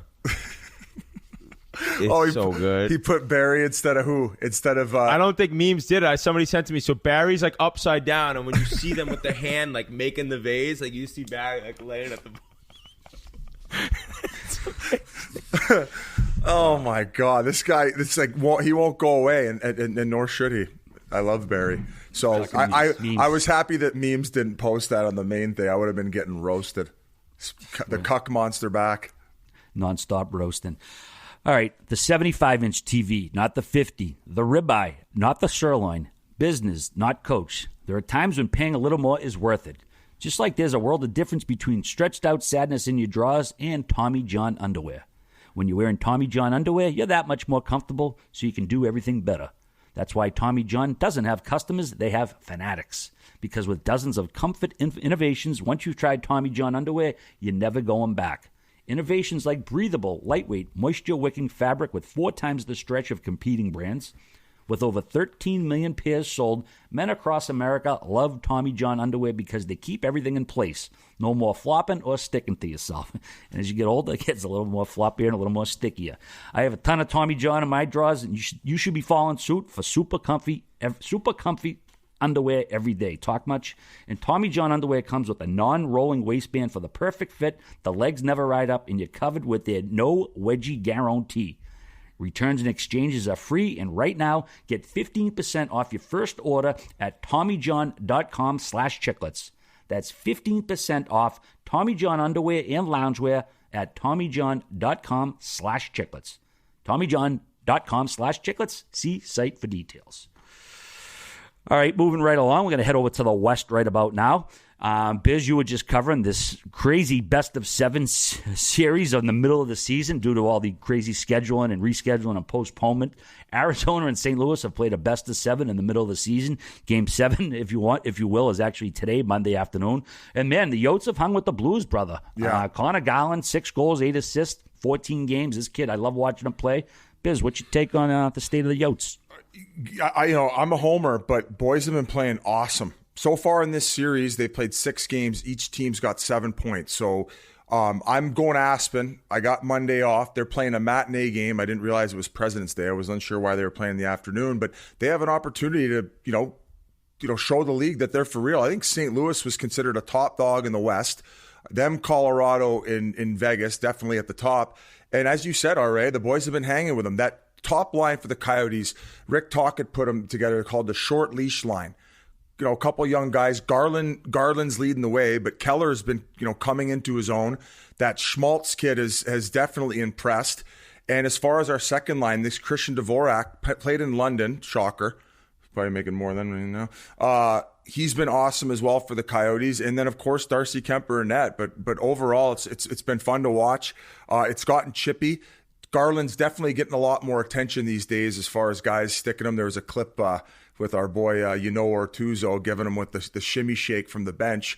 But it's been a very chippy series. There's been some fights. There was a headshot. Larson ended up getting suspended for 2 games. So, if you're a hockey fan and you like this chippy hockey, I would hopefully you get to catch the game on Monday afternoon. And I hope the Coyotes can pull this off. I think it's going to give them a lot of confidence moving forward to show that they can hang with one of the top dogs. Wait, have you been watching that series at all?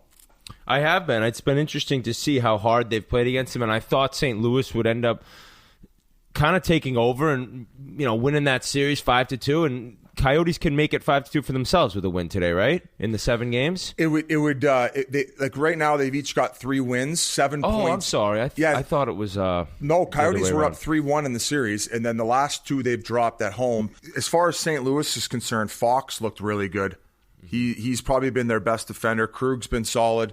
Parayko just has not looked the same as he once did. I don't know if he's struggling to find his game. I know the bubble, he was struggling a little bit as well. So I mean, easy to say with no training camp, guys. A lot of guys are struggling right now to find their game. But overall, maybe St. Louis not as impressive as we thought coming in.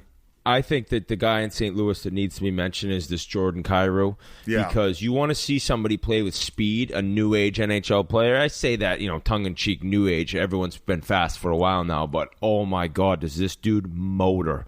He's taking guys wide. He's making plays. He made a sick pass the other day. I think it was to Falk who buried it. Yeah. He was a second-round pick 5 years ago now. So he's coming on. He's a point-a-game player, and he was able to, play a little bit last year and not have the offensive impact, but he was in the AHL point-a-game, and now this year, boom, more ice time, so much speed, and a way to just really change St. Louis' style of play when he is on the ice. Sometimes they can grind you out down low. Well, with him off the rush, it's a different game. And I know right now Robert Thomas is out, correct? I don't remember what he injured, but he is out, so that's a guy they really need to get back. And still, they're sitting in a good spot. They're in second in that division. Everyone kind of knew it'd be Vegas, Colorado, and them. Right now, they're above Colorado. The games played has been certainly different with the COVID situations, but I still like St. Louis to really get in the playoffs and not be an easy out. I keep forgetting they got Tarasenko out too. So yeah, I mean this team exactly. They just gotta hold their head above water until guys are back. Well, Talkett's done a great job so far, though, with the Coyotes getting these guys playing hard. I don't think expectations were that high coming into this season, and the boys have looked mighty impressive. You don't think the expectations for the – I'm sorry. Yeah, for the Coyotes, like their bottom six have been getting juggled around too. So just as far as everything's concerned, last guy I'll mention, Chychrun. He's with Oliver Ekman-Larsson when he was out for 10 games, really took some strides. I think he's got like 10 or 11 points right now. So definitely coming into his own and establishing himself as I would say at least a number 2 at minimum. Yeah, I agree with you there. The Ducks, man, they've been a pretty big surprise too. I don't think a lot of people had expectations for them. 15 points, tied for third in the division, getting some outstanding goaltending. Yeah. But I actually want to go to San Jose. Me and Biz want to bring up the Carlson situation there. He didn't play the final 11 minutes Saturday night in the third period. A lot of people are speculating what was going on. He was in the trainer's room after the game. Bugner said it was a lower body injury, but nothing serious. The Athletics' Kevin Kurz, he wrote an article that night basically pointing out his deal and Kane's and the awful, awful cap situation that the Sharks are in right now. Erik Karlsson's got $11.5 million he's going to be making through 2027. And, the production's not there. The play's not there. His article, he's obviously watched the Sharks a lot more than I have. And I guess that guy just doesn't seem too fucking interested in playing this year. That contract looks like a huge albatross right now, though, right? I mean, as far as Karlsson's concerned, Norris defenseman, you always think a guy who's been able to achieve that, that success and play up to that standard could find it once again. Right, I'm going to give those types of players the benefit of the doubt, but looking at their roster and how much money is allocated to the top 4 or 5 guys and where they sit and just the eye test by watching how they're playing on the ice, like it's ugly, and this could in fact get a lot uglier. So I don't know how you manage this situation. I think Karlsson even commented on it when asked about it. He said, I don't think his confidence is there right now. And if anything, when I watched him play the first 2 games of the season, him and Burns were playing north of 30 minutes. Now, I think maybe to get Karlsson maybe back to where he was, I think they have to dumb down that ice time a little bit. And also regarding him getting sat the last 11 minutes, they did say it was a lower body injury, I believe, RA, correct?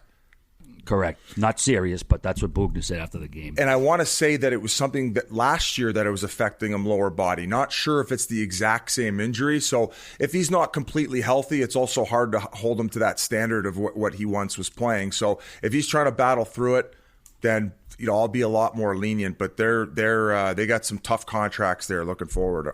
Whit. Yeah, and we can get into the rest of the season. Evander Kane versus the Golden Knights after what he did to Smith. That could be interesting. But quickly about Erik Karlsson, what's crazy is he's only 30 years old. And granted, he's had some injury issues, but the way he skated has always been just such a game changer for him. But he had years, 20 goals, 21 goals, 16 goals, 17 goals. That was from 2013-14 to 2016-17. In the last 4 years, that's this year included, he's got 193 games played. He's got 18 goals. It's like he had 6 last year. He has none this year. It's like to see that drop off, and he's not old, is just so odd. And maybe it, like you said, he doesn't have confidence. But for this long, to just a guy was so able to score so easily playing defense. And granted, people always said he didn't play that much defense, but with how much he had the puck, he really didn't need to. And now it's just odd. And to see San Jose sign him to that deal, I feel like they could have seen some of these things coming. But it is a scary time to be a Sharks fan because they're one of those teams that looks like they are just headed nowhere but down in the foreseeable future. I look at it as doubling down. I mean, they gave up so much to get him, and then they're like, well, since we gave that up, we have to justify it by signing him, where, if this type of play continues at that dollar amount, that's, in today's cap world, that's gonna cripple you. And also, I mean, even if he was producing and putting the numbers he used to, that's still a fucking huge tag for a guy. $11.5 million in a regular year. Then you add in the whole pandemic situation and the effect that's had on caps. That's just a wild fucking price. And you have him locked in till 2050. Fucking Jesus. Now, I know the article I referenced, he also had Kane's deal in there. I don't think Kane's deal is anywhere near the same level as Carlson. Kane has got, 4 more years left after this season at $7 million a whack. That deal, I don't think it's in the same company as Carlson necessarily, but he got to stop taking the bait from Revo, man. I mean, it's such a great trade-off when Vegas can get fucking Kane off the ice and trade off a Revo. They've been going at it again the other night. Some great penalty box chatter we've seen. And then after the game, Alex Tuck said, jumping a guy like Smitty, I think Evander's got him by a few pounds for sure. I know he's going to have to keep his head up every game we play. The next 7 games we play Evander, better be looking over his shoulder. So, I mean, we don't get too many threats like we used to, but that's no reason for me to watch the Sharks, but next time they play Vegas, I'm watching. I'm tuning in. We talked about that hate, and I tell you what, man, that's pure entertainment. We got to get these guys mic'd up HBO 24/7 style for that next game. We got to start doing that. HBO couldn't even fucking release the footage. With the amount of F-bombs being dropped? No, I'm just assuming what they're saying back and forth to each other is just ridiculous. Hey, just zoom in on the penalty box attendance with the Curb Your Enthusiasm music. The guy retires from being a penalty box attendant right after. He's like, oh, my God. Get me out of here. And that fucking unreal save Marc-Andre Fleury made Thursday night, another save of the year candidate. I think he's got 3 or 4 of them. His number's absolutely insane. 7-1, 9.44 save percentage, 138 goals against. Got his second shutout versus Colorado Sunday night. Cost me a couple pesos. But the real talk about Vegas, the gold helmets this week. What's your take on those, Whitty? So I didn't like them, but that team in Vegas, they can kind of do things, and the white gloves they have, whatever. Like being in Vegas, I don't mind it. I don't think they look good, but I think when fans are in the building, it's just a show. It's an atmosphere. Everything's different there. So I don't actually hate the look, for that team, but looking at them right away, I was like, oh my God, who's the guy from Star Wars, Biz, that you compared it to? C-3PO. CP3O.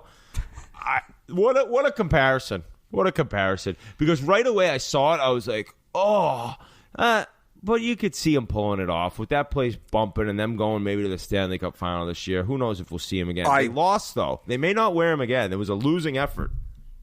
No, didn't they? Oh, they did. Yeah, they lost the game before. But as far as all their jerseys are concerned, I like the white ones definitely a lot better. But next thing you know, they do it for the attention, and next thing you know, they're not going to be wearing them. I couldn't imagine them maybe wearing them next year, even with the gray. I hate the reverse retros they have, the red ones, but ultimately, they're doing it to draw attention. It's very Vegas, and next thing you know, they're going to have different third jerseys that you're complaining about. So just the rotation continues. Did you see what Pete Blackburn did? He took the weekend from the Super Bowl show and he put it in the helmet when he was walking through all those gold walls. He's a fucking good little memer himself. Yeah, he's got good stuff. Like I said, Colorado, not much to say there. They played their first game in 12 days Sunday night in Vegas, got shut out. Minnesota did not play as well, so nothing really to report there. So we're going to chug along to the North Division, a.k.a. the Canadian Division. And the big news there was Vancouver owner Francesco Aquilini. He had a tweet thread Saturday that said he wasn't going to fire anybody, and basically the team's still getting used to each other. I'll pull it up here. This has been a unique year for everyone. Roster changes, very little training camp, no preseason, and just a few practice days. It takes time for new players to fit in a new group, chemistry to take hold both on and off the ice. Of course, I'm disappointed by a poor start, but the last thing we're going to do is panic. We've been better in recent games, and I believe we'll continue to improve. Our fans are passionate and knowledgeable. They have every right to express themselves, but when the media starts pouring gas on the fire, dealing in rumors and misinformation as if it's fact, it's time for me to speak up. Contrary to what you may have read or heard, we're sticking to the path we're on. Building on our core of young talent, progression is not always a straight line. There's no easy fix, only patience, commitment, and hard work. Like Bessa, Pedersen, and Hughes, Höglander was an excellent pick. It looks like he'll be a great part of our future. Our hockey group believes Pod Colson will step right into the lineup as well. I have full confidence in Jim, Travis, and this group. I have no plans to make changes.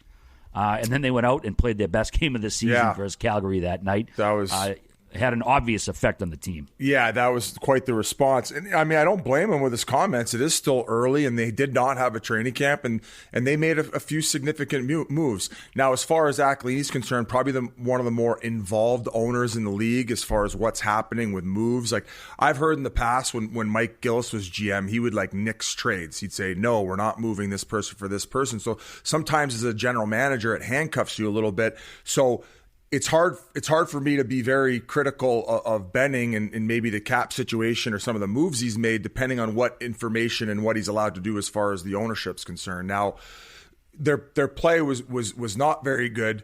They've definitely had a few guys underachieving. As far as bad contracts moving forward, I don't think the Tyler Myers contract looks very good. I don't think Schmidt's been able to come over and make the impact that he's wanted to so far.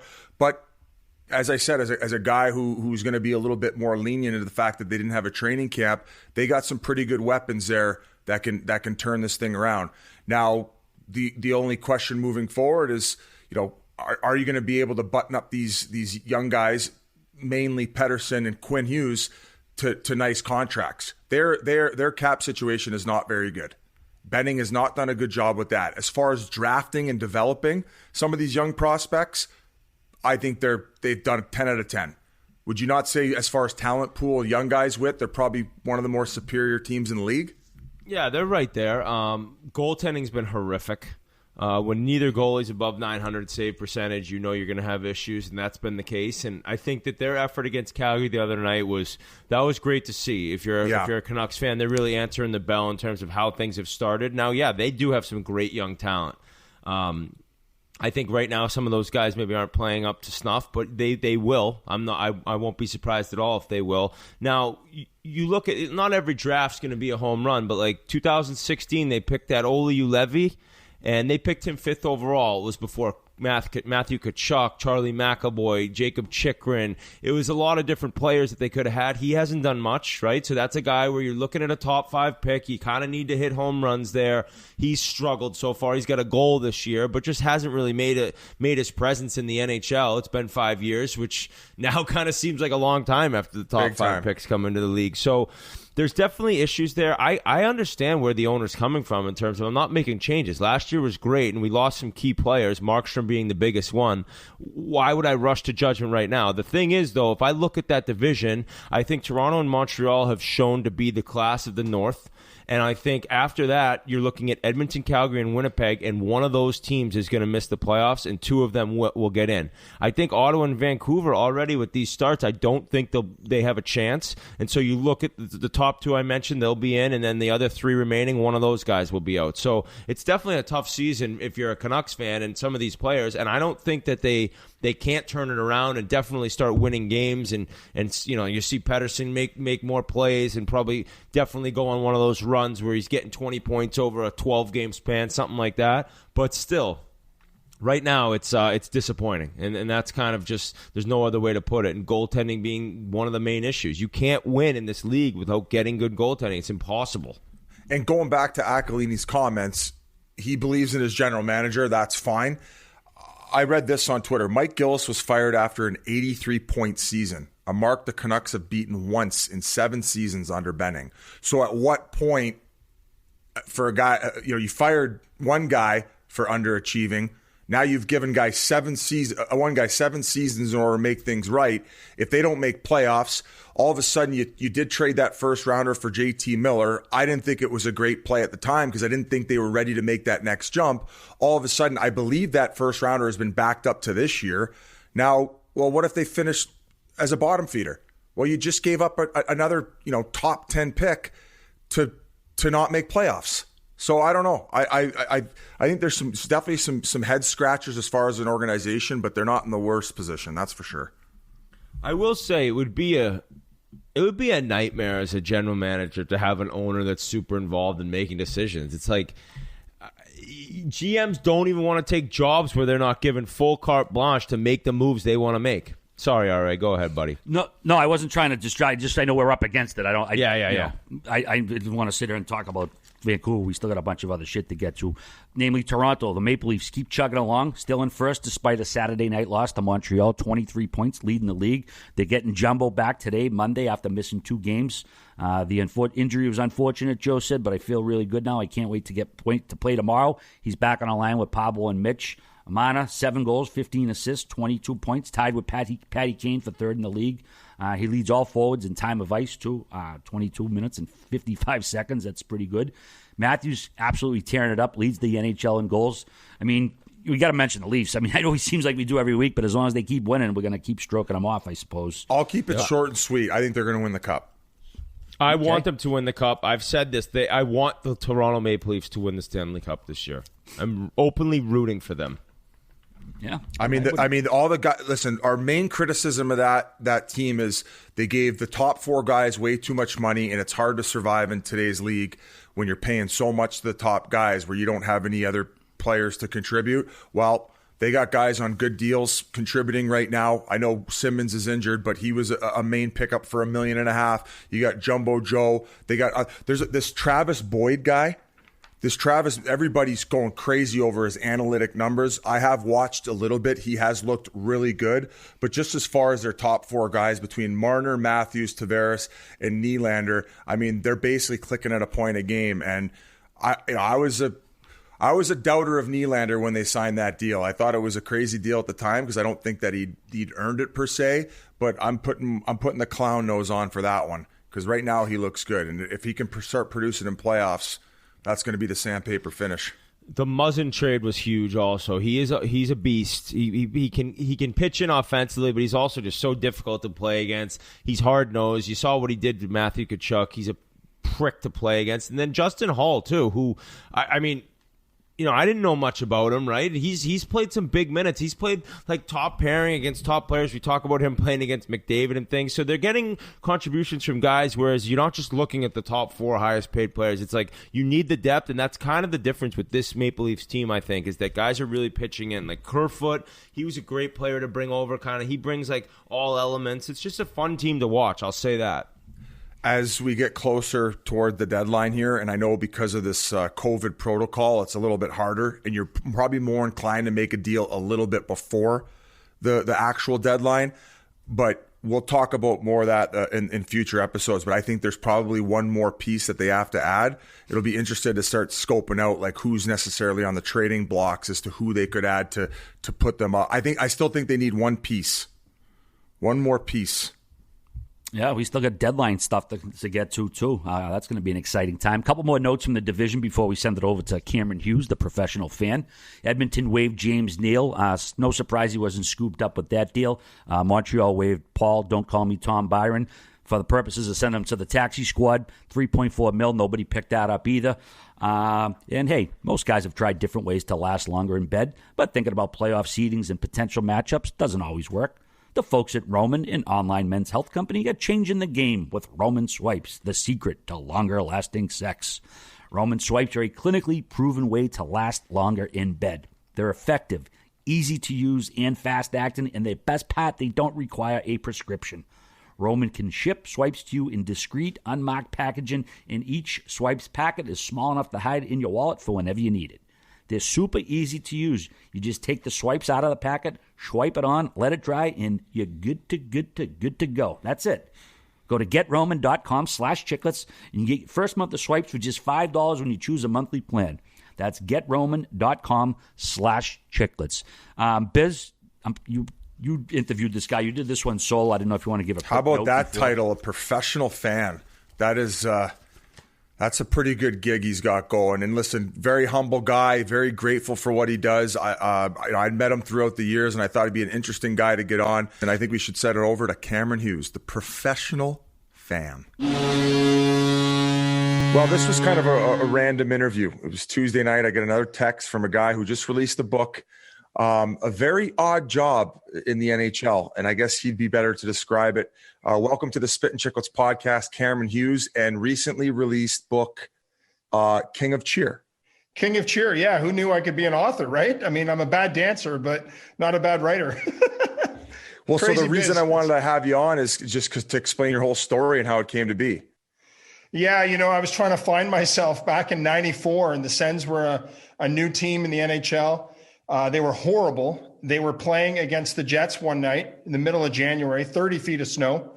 And I go to the game. My buddy gives me tickets, 8 minutes to go. I go, watch this. And he's like, oh, please don't. I get up in front of 10,000 people. I go crazy in my seat. And all the fans are looking at me like, what the hell is he doing? So I sit back down, there's a buzz. And then the next whistle blows and 10,000 people turn around and they're like, come on, Big Red, let's dance. So I go to the aisle, right? The whole reason I've had this gig is because I went to the aisle. I start dancing like a lunatic in my Canadian tuxedo, as obviously, and the crowd goes nuts. Standing ovation. I go back to my seat. The Senators come up to me and said, hey, we want to hire you. And I'm like, to do what? You know what I mean? And next thing I know, 26 years later, 1,500 gigs, and here we are. How many beers deep were you when you decided to do that the first time? Okay, so I've been asked that a lot. The first night, stone sober. When they asked me to come back a week later, I went to the bar across the street. I had 6 beers and 2 tequila. And then I was like, I could barely perform, right? And so then after that game, I was like, I couldn't balance. I was falling. So I haven't drank in the game since then. But I don't even remember how we initially met. I would imagine it was in the hallways down below because I was always a healthy scratch and you were kind of running around to like get your routine started. But at that point in time, your routine had been like crushing Red Bulls. Yes, actually, in the early days, I was definitely crushing Red Bulls. I was during your Red Bull phases when I met you. Yeah, I've evolved. What's the routine now? Quick bump or what? No, hey now, no. I actually that's why I want a private dressing room just to have my own time because I'm getting pretty old out there, But yeah, no, I do a warm up around the arena. You've probably seen me stretch, right? I've seen you do quite the dynamic warm up. We just had Wojtek Wolski on, probably much like his, but. Just so obviously things get popular in Ottawa. Are you being shown on like the local news and then word picks up? Because then you ended up getting more gigs. Yeah, well, Ottawa, I actually had an exclusive for 2 years in Ottawa. I got a bit of media coverage. They call me the dancing guy in Ottawa. You wonder why I was single, right? So then the Leafs are in the playoffs. I drive down to the Garden. My buddy, who's a family friend's an agent to Doug Gilmour, no big deal, calls Cliff Fletcher, no big deal again. And they go, I got this guy. There. I got this guy. And they look at me and they're like, whatever, dude. Okay. So they give me 2 tickets to the Garden, like nice seats, right? Back in the day at the Garden. And they go, good luck. So I bring my own t-shirts. I twirl t-shirts, right? Well, that's part of your routine, and you can get into that as well. Yeah. So I'm at the Garden. I'm going absolutely nuts, and the crowd's like loving it, right? They've never seen anything like it for them. Then Harry Neal calls me out. He makes fun of me on Hockey Night in Canada. Like he attacks me. Like he was pissed about it because he's old school. He was like saying, clearly he thought I was drunk and I was like crazy. So a friend of mine. So he was right. Yeah. So he was 1 for 1 that night. So then a buddy of mine emails Ron McLean and CBC Sports, explains who I am. The next Saturday night, I go to the game. It's the Garden. You know what it's like, right? The place was just popping. Gardoonies, the whole thing. I go and do the game, and I find out later that Harry Neal's now like, look at this guy go. He's amazing. He's from Ottawa. He's a motivational consultant, which I don't know what that is, right?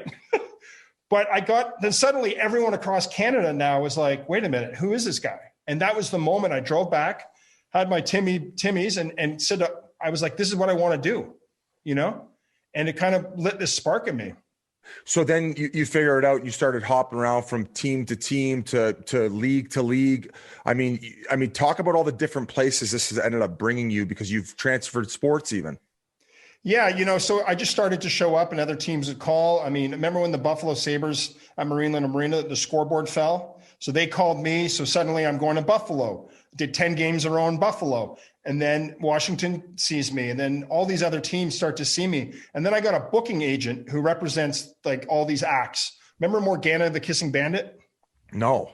Oh, you should. Should I check it out? Yeah, you should. She used to run on the field.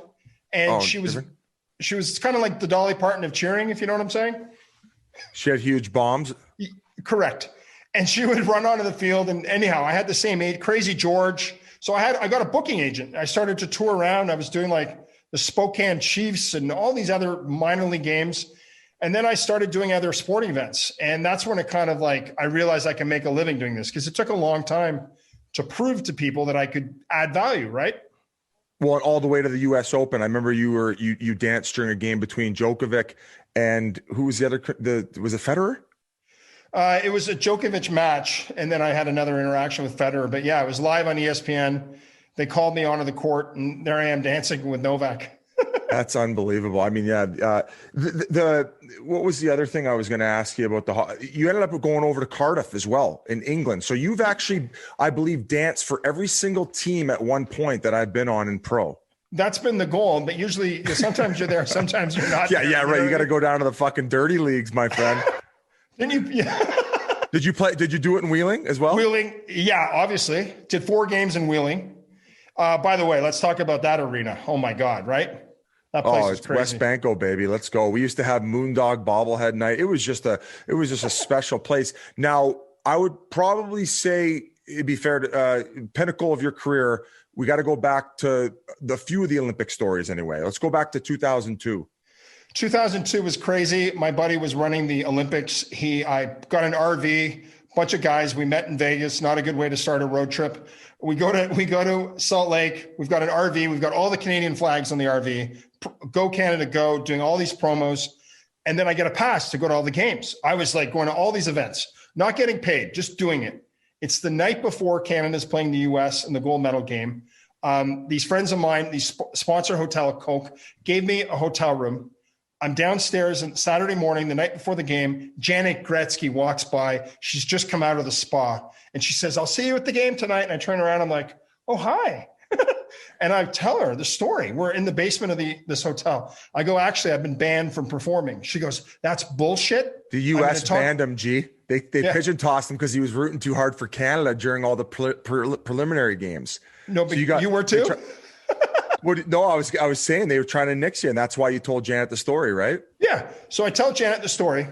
She says, that's bullshit. I'll talk to Wayne. Meet me in the lobby of the hotel tomorrow morning at 10:30. The Hip's playing that night. I want to go out and party with everyone. Oh, my goodness. And I'm like, I can't drink. I can't do anything. I got to be a good boy, right? I get down to the lobby of the hotel. All the kids come down, all her friends. Janet comes down. She goes, all right, everyone on the bus. Now I'm on the bus going with the Gretzkys to the gold medal game. I've got like Tyler's on my knee. I'm putting tattoos of Canada on. We're singing the Hip songs. And I'm like, what the hell am I doing here? They adopted you for the day. They did. It was insane. So we get out of the bus. Everyone's high-fiving, Canada, go, Canada, go. She gives me the ticket. I still have the ticket. She says, have a great game. Let's get them tonight. And I'm like, that was it. I mean, that was the most unbelievable thing ever, right? So I went and performed for Canada. That is unreal. Were you getting carried off after? Did they come down and get you security? No, they didn't do anything. They left me alone, especially after they started winning. Unbelievable, man. That must have been a pretty special moment. And then years later, you ended up at, I believe, the Vancouver Olympics. Was it 2010? 2010, back in Vancouver, hometown, not hometown, but Canadian boy. And they hired me for 28 games. I had to do 2.5 games a day. So I had a trainer going in. I was no drinking, no partying. Don't laugh. Stim pack on you. It's like catching fire. What's the movie? Saving Silverman? Yeah, I had a masseuse in the room. No, I'm kidding. Yeah. But it was insane. Getting so I was doing 2.5 games a day. And it was amazing. And I was doing all this media, and it was amazing. And halfway through the Olympics, I got a phone call. And they said, we have 3 warnings about your behavior. I'm like, well, you hired me to be crazy, right? I got in trouble for dirty dancing with a girl. Guilty. Oh, yeah. Were you flossing with one of the T-shirts a little too aggressively? There was a bit of a T-shirt floss moment, and my friend was a photographer, and he caught it, so I was guilty. I made a baby cry. Oh, okay. Well, that's the kicker right there. That You're like was the it right Ron there. Burgundy, punting babies off the – or was it he did a dog, excuse me. But so anyhow, Canada goes to play the gold. We all know what – we know Sydney scores. I go and have my first beer. We go to the Molson house, party like rock stars. I'm going to go to the bathroom. I leave my buddies, and I see an opening. It's where the VIP room is, right? And I see Bob Nicholson, head of Hockey Canada. And Bob's waving at me, come over here, come over here. I go right through, no security. Security's chasing me, right? Bob's like, no, he's with me. I'm like, damn straight I'm with you. Bob goes, come on in. I'm like, what do you mean? Come in. He opens the door to the president's room, and there's Sid with his family celebrating because he didn't want to be in the main room where all the players were because it was just too much for him. So obviously he wanted a picture with me. So he got one. No way. Did he actually ask you for a pic? No, but I'll tell you, no, he didn't. I'd asked him for one. But then I went in the next room, okay? And every player has their own like lineup of Molson Canadian Magnums of beer. And that's actually when Mike Babcock, true story, asked me for a picture with him and his family because I used to do the Spokane Chief games. Oh, that's right. Yeah, going back. Anyhow. Sid's like, yeah, I don't want a picture, but I got to tell you the story about this time I went to Italy and we played this song. I don't know if you heard the Joey Vitale story about Sid, how superstitious he is, and he told them the dog days are over story before every game for like a 13 game heater because he's so superstitious. But well, it worked, right? Yeah, I mean, with everything going on in the world right now, of course, COVID, no live sporting events, it must be a kick in the nuts for you. But during this time, you did get a chance to jot down all these stories. Was that already the plan before COVID hit, or did it just align? Well, I've been working on it for a long time, because there's all these, it's short stories, there's pictures. It's like a bunch of journal entries that have a through line. There's heart, I lost my mom as a kid and lost my dad a couple of years ago, like the night I was supposed to do a game. So there's a lot of heart in there too. So it's not just like the crazy moments, it's about my journey of trying to make it. Right. But yeah, I think once COVID hit, I realized I had to do it. You know what I mean? Yeah. I also, because I don't have a career right now, it's not going very well. Well, like, not only that, and just kind of how this silly thing turned into you being able to get into all these incredible sporting events. I mean, we might see it more now that you're on the podcast, all these people doing wacky. We got like a Cirque du Soleil going on in the crowd now. No one's even watching the play. I know, it's crazy, right? So well, Vegas, I've done 50 games there. Where else can you do Blue Man Group opening than at a Vegas game? I've done a couple of Blue Man moments and crowds like, are you really part of my face is painted blue? It's the best. No way. Yeah. So you get to, and the more comfortable some of these teams get, the more they want to be innovative. And especially a team like Vegas must be so fun to work with because they're willing to go that extra mile to entertain. Yeah. They push it. There's this, since day one, and I think I saw you there in the early days, they gave their fans a permission just to go nuts. As crazy on a Tuesday against Columbus as on a Saturday against the Blackhawks. It doesn't matter, right? And they push stuff. They have a huge budget. They try things. They do the showgirls and the night on and on and on. And so I'm just part of that. And you wouldn't believe some of the stuff I get away with, like it's fun. Have you ever put yourself in the hospital doing this all up and down the aisle? Only 8 times. What's the worst injury you've sustained from being a clown up and down the aisles? I think the worst, sort of most embarrassing though, is ECHL All-Star game in South Carolina.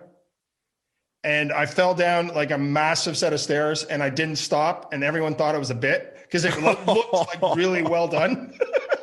So dude, I'm literally at the bottom of the stairs.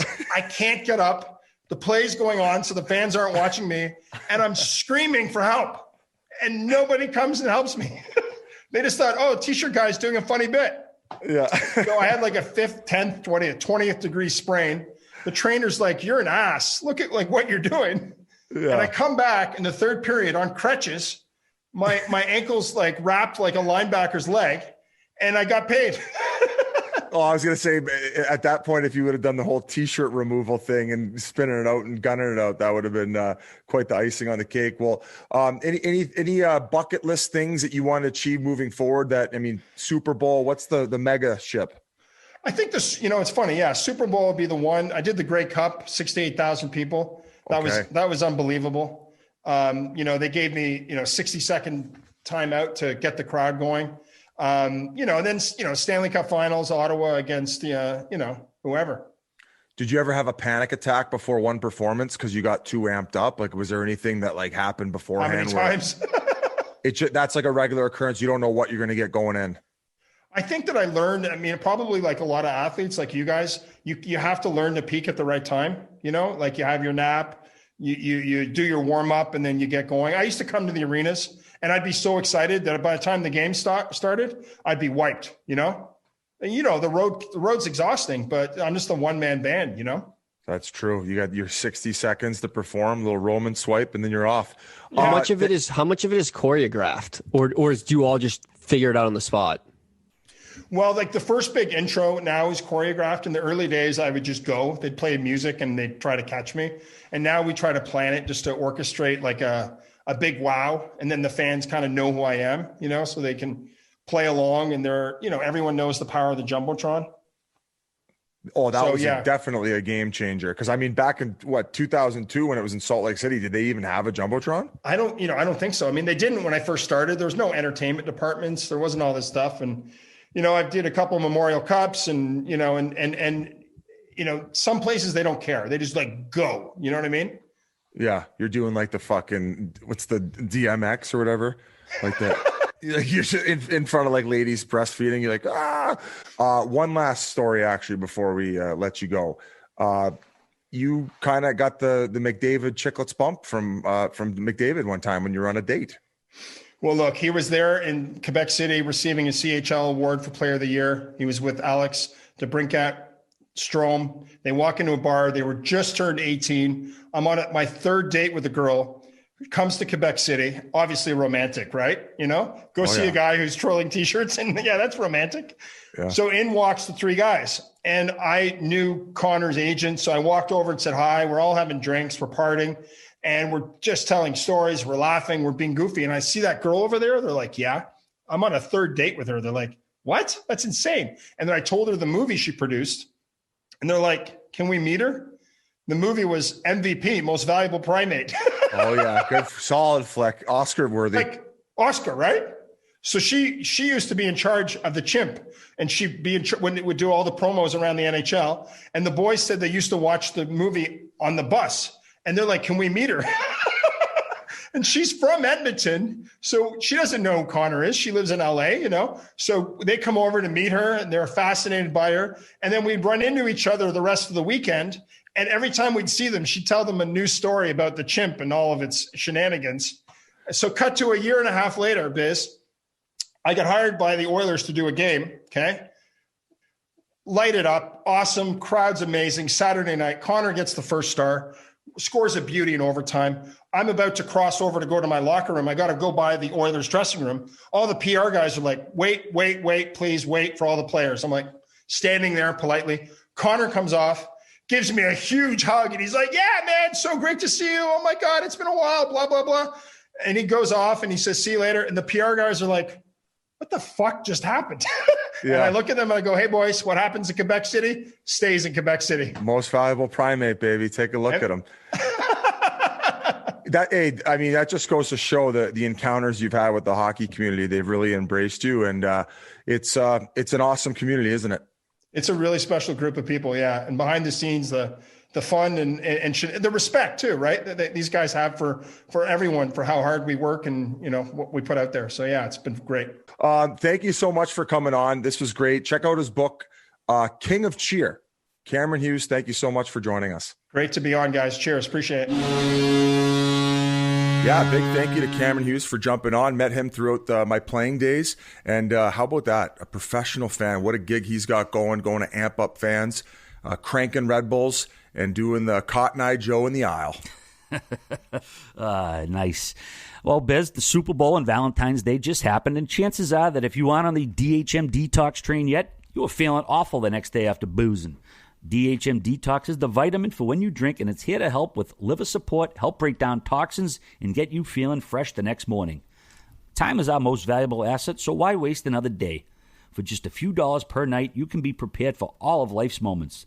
The team at No Days Wasted is here to help you be your best and get back to doing what you love after a night of sipping on the birdie juice. Take 2 capsules after your first few drinks and it goes to work. Double up with another packet if you're having a big night. DHM Detox is part of our drinking routine as well as tens of thousands of other people. The packets are easy to share with friends and family. They've got recovery bundles with DHM Detox and Hydration Replenisher, an electrolyte drink mix that helps you hydrate and helps boost your immune system with vitamin C, D, and zinc. Check out the bundles for the ultimate recovery experience and never miss a beat. DHM Detox is a 100% risk-free purchase on your first box, so if you don't love it, they'll refund you. This is a no-brainer. So at the very least, give it a shot, and if you don't like it, you get your money back. We're going to hit you guys with a promo code. Just head over to nodayswasted.co. That's .co, and use the promo code BIZ20 for 20% off. That's nodayswasted.co for no days wasted after drinking with BIZ20. P.S. The first 10 orders using BIZ20 will receive a free No Days Wasted hat. This is the hat Biz always wears on his stories. No Days Wasted will reach out directly to you via email if you've won. Definitely check that stuff out. It certainly works if you're having a few pups. Unreal product. This is the replenisher. I throw at least a couple of my water bottles every day. It just gives you like all those little vitamins that you need. Even if you're not boozing, I take the hydration replenisher. And as far as the pills are concerned, I hand them out at weddings and stuff whenever I got them on me.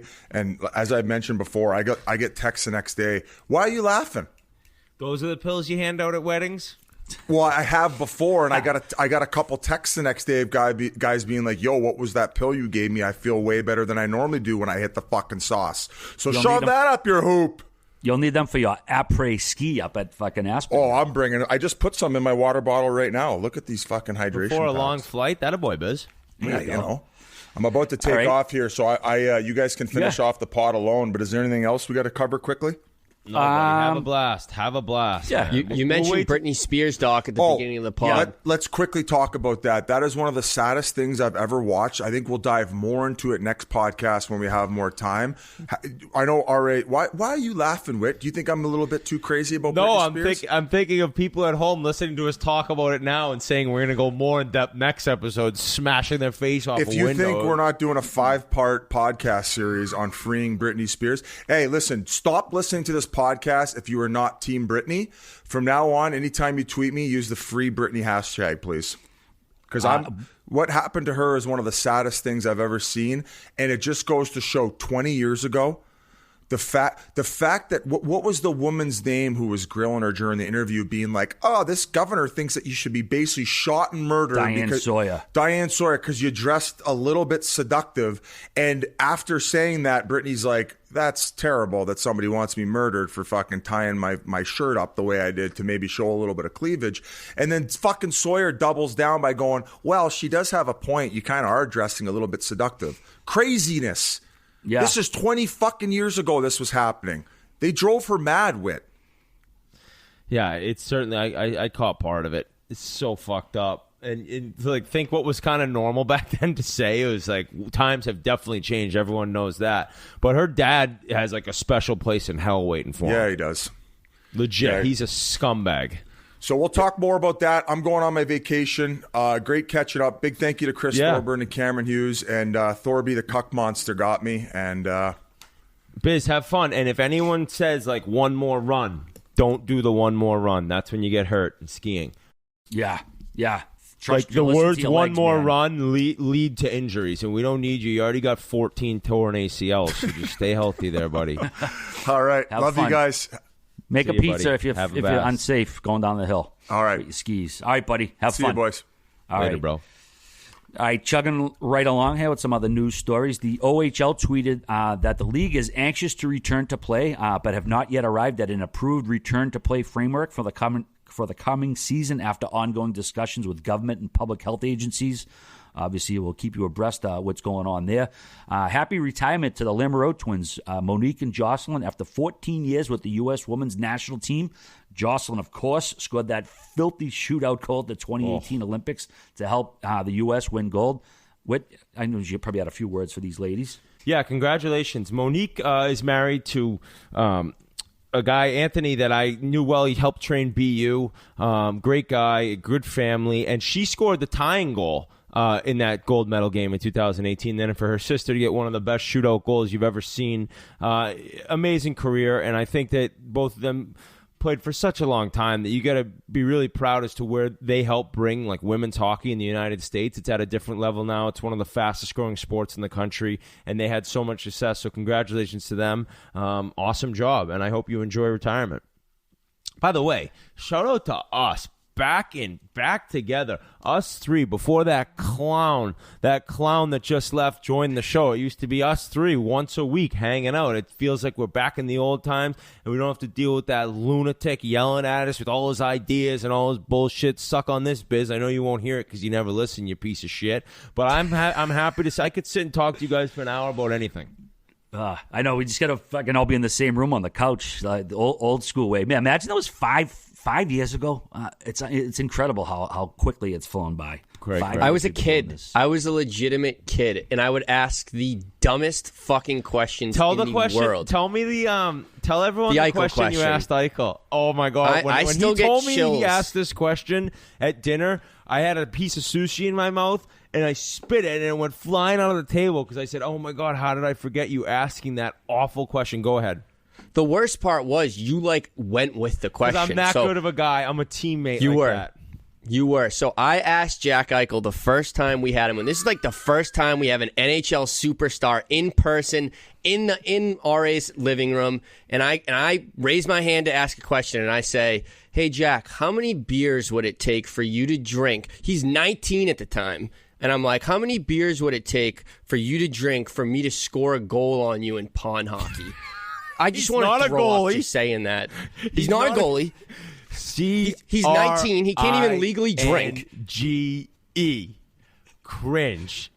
The craziest, worst question. And let me tell you, all of us have asked horrific questions throughout the 5 years. But that one, on us being Number together, one. and then me being like, yeah, man, how many beers did it take? Just shows that we have grown. It's insane. Yeah, we all have a few do-overs we wouldn't mind, but I think collectively we're pretty proud of the work we've done. Chris Drury named general manager of the 2021 U.S. men's national team. Hopefully we'll get some Olympics.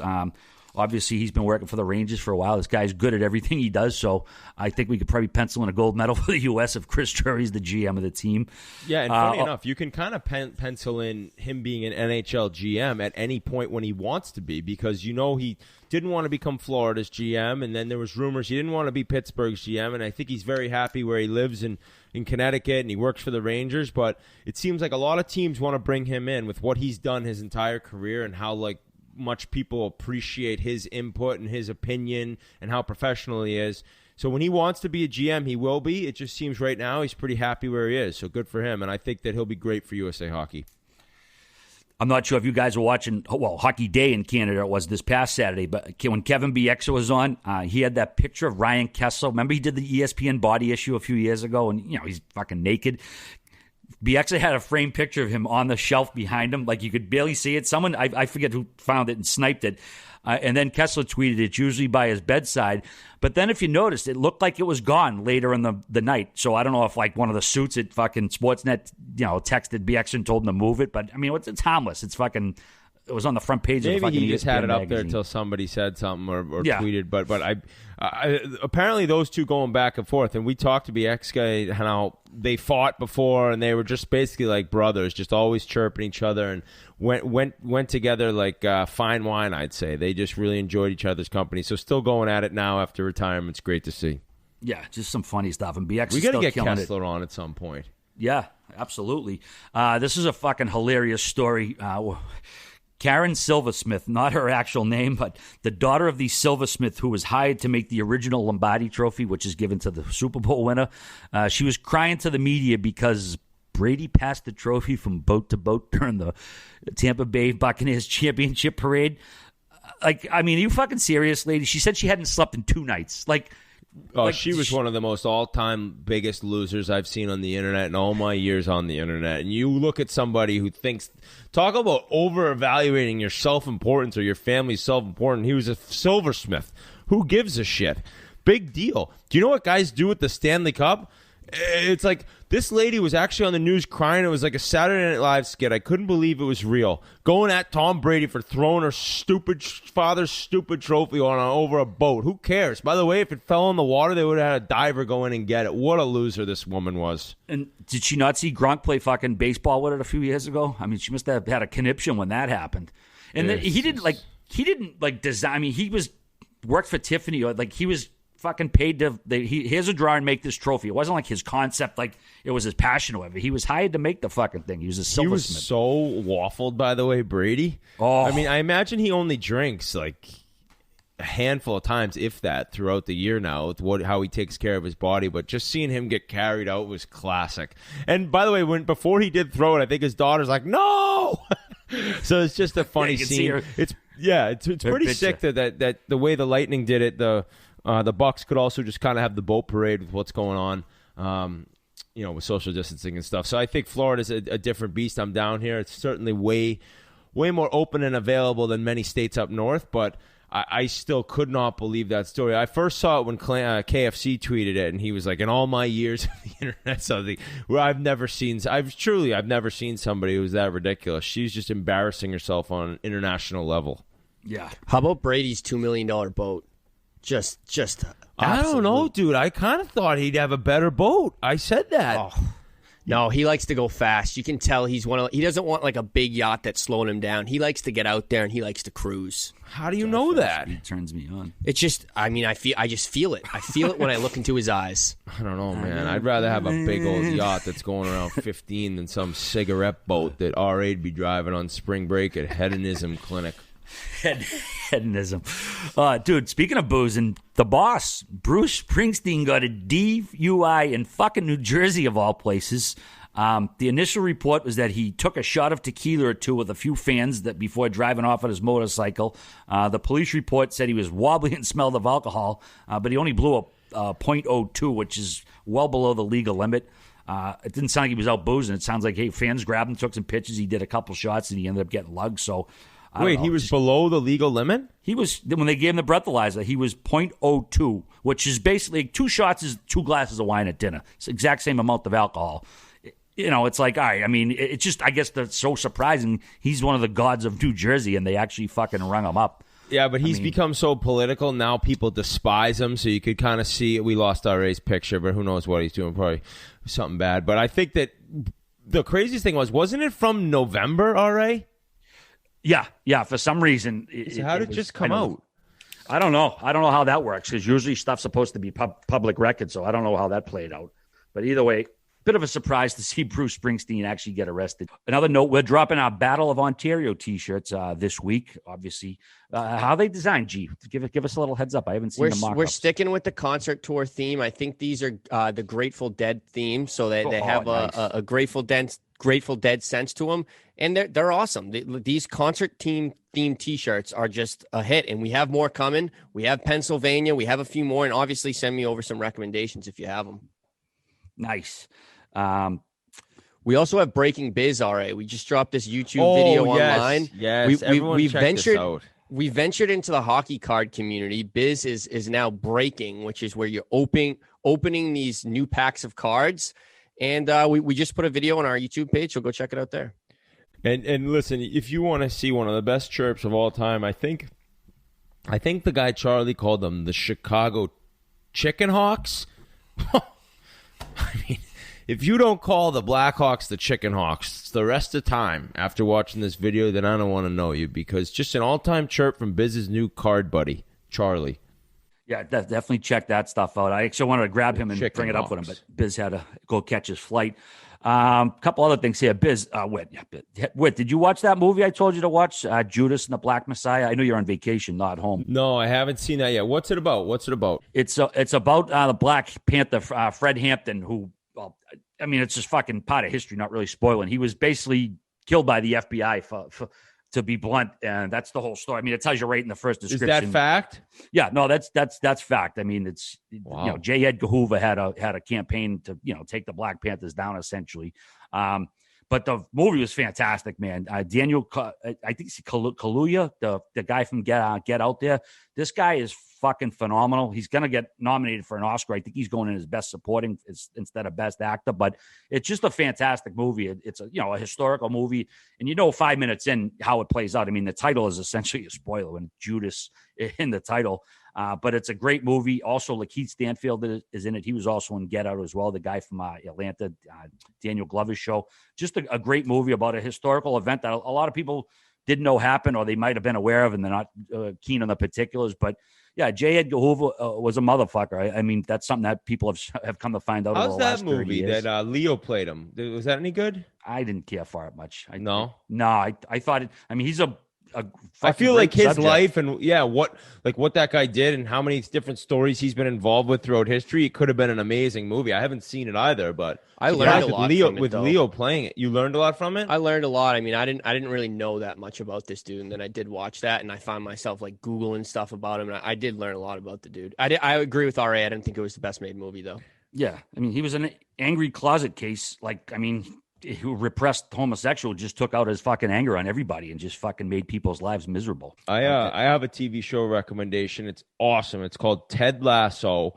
It is fucking phenomenal. And everyone at home, check it out. You still didn't watch. You still haven't finished it, have you? No, I will though. I will. Okay. Vacation. I'm literally going to bed every night at like 10 o'clock, and that's there's just no time right now. No time. Absolutely. The last thing I have here is R.I.P. Larry Flint. Sleep well, young prince. You made a difference in the world. No, I know I'm joking, but like this guy, you know, you can say what you want about him. He was a fucking huge pioneer for the First Amendment, man. I mean, if he didn't do what he did, who knows what kind of fucking reach the government would have as far as people's free speech. He fought all the way up to the Supreme Court because Jerry Falwell took him to court for a parody cartoon he made. And fucking, you know, I think there's a little bit of like Larry Flint in Dave Portnoy, you know what I mean? As far as like, you know, a bit of a carnival barker, a great salesman, people, you know, a lightning rod for people, but also like, yeah, man, people should be able to say what they want in this country. And, you know, there's a freedom of speech and he fought for it, man. He's definitely a fucking icon on that level. So R.I.P. Larry Flint for, you know, allowing us to say what we need to. Hustler was after Playboy, right? Yeah. Mm-hmm. And Hustler, and he was just like, I'm gonna make it so dirty, like Playboy's not dirty enough for me. Like that was kind of his thing. Yeah, and didn't Woody Harrelson play him in a movie? Yeah, The People versus Larry Flint, I believe '96 it come out. Fantastic movie. It's Milos Forman directed it. The same guy directed One Flew Over the Cuckoo's Nest.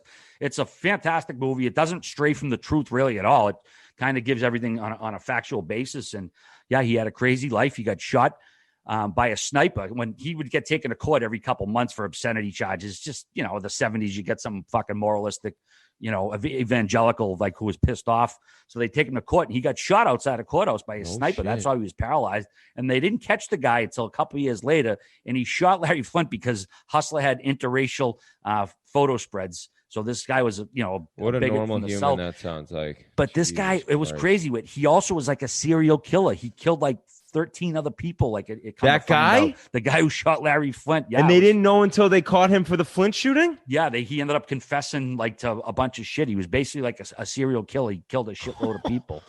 Yeah. Wow. Yeah, it's crazy story. But yeah, he started there were actually the Hustler strip joints he had.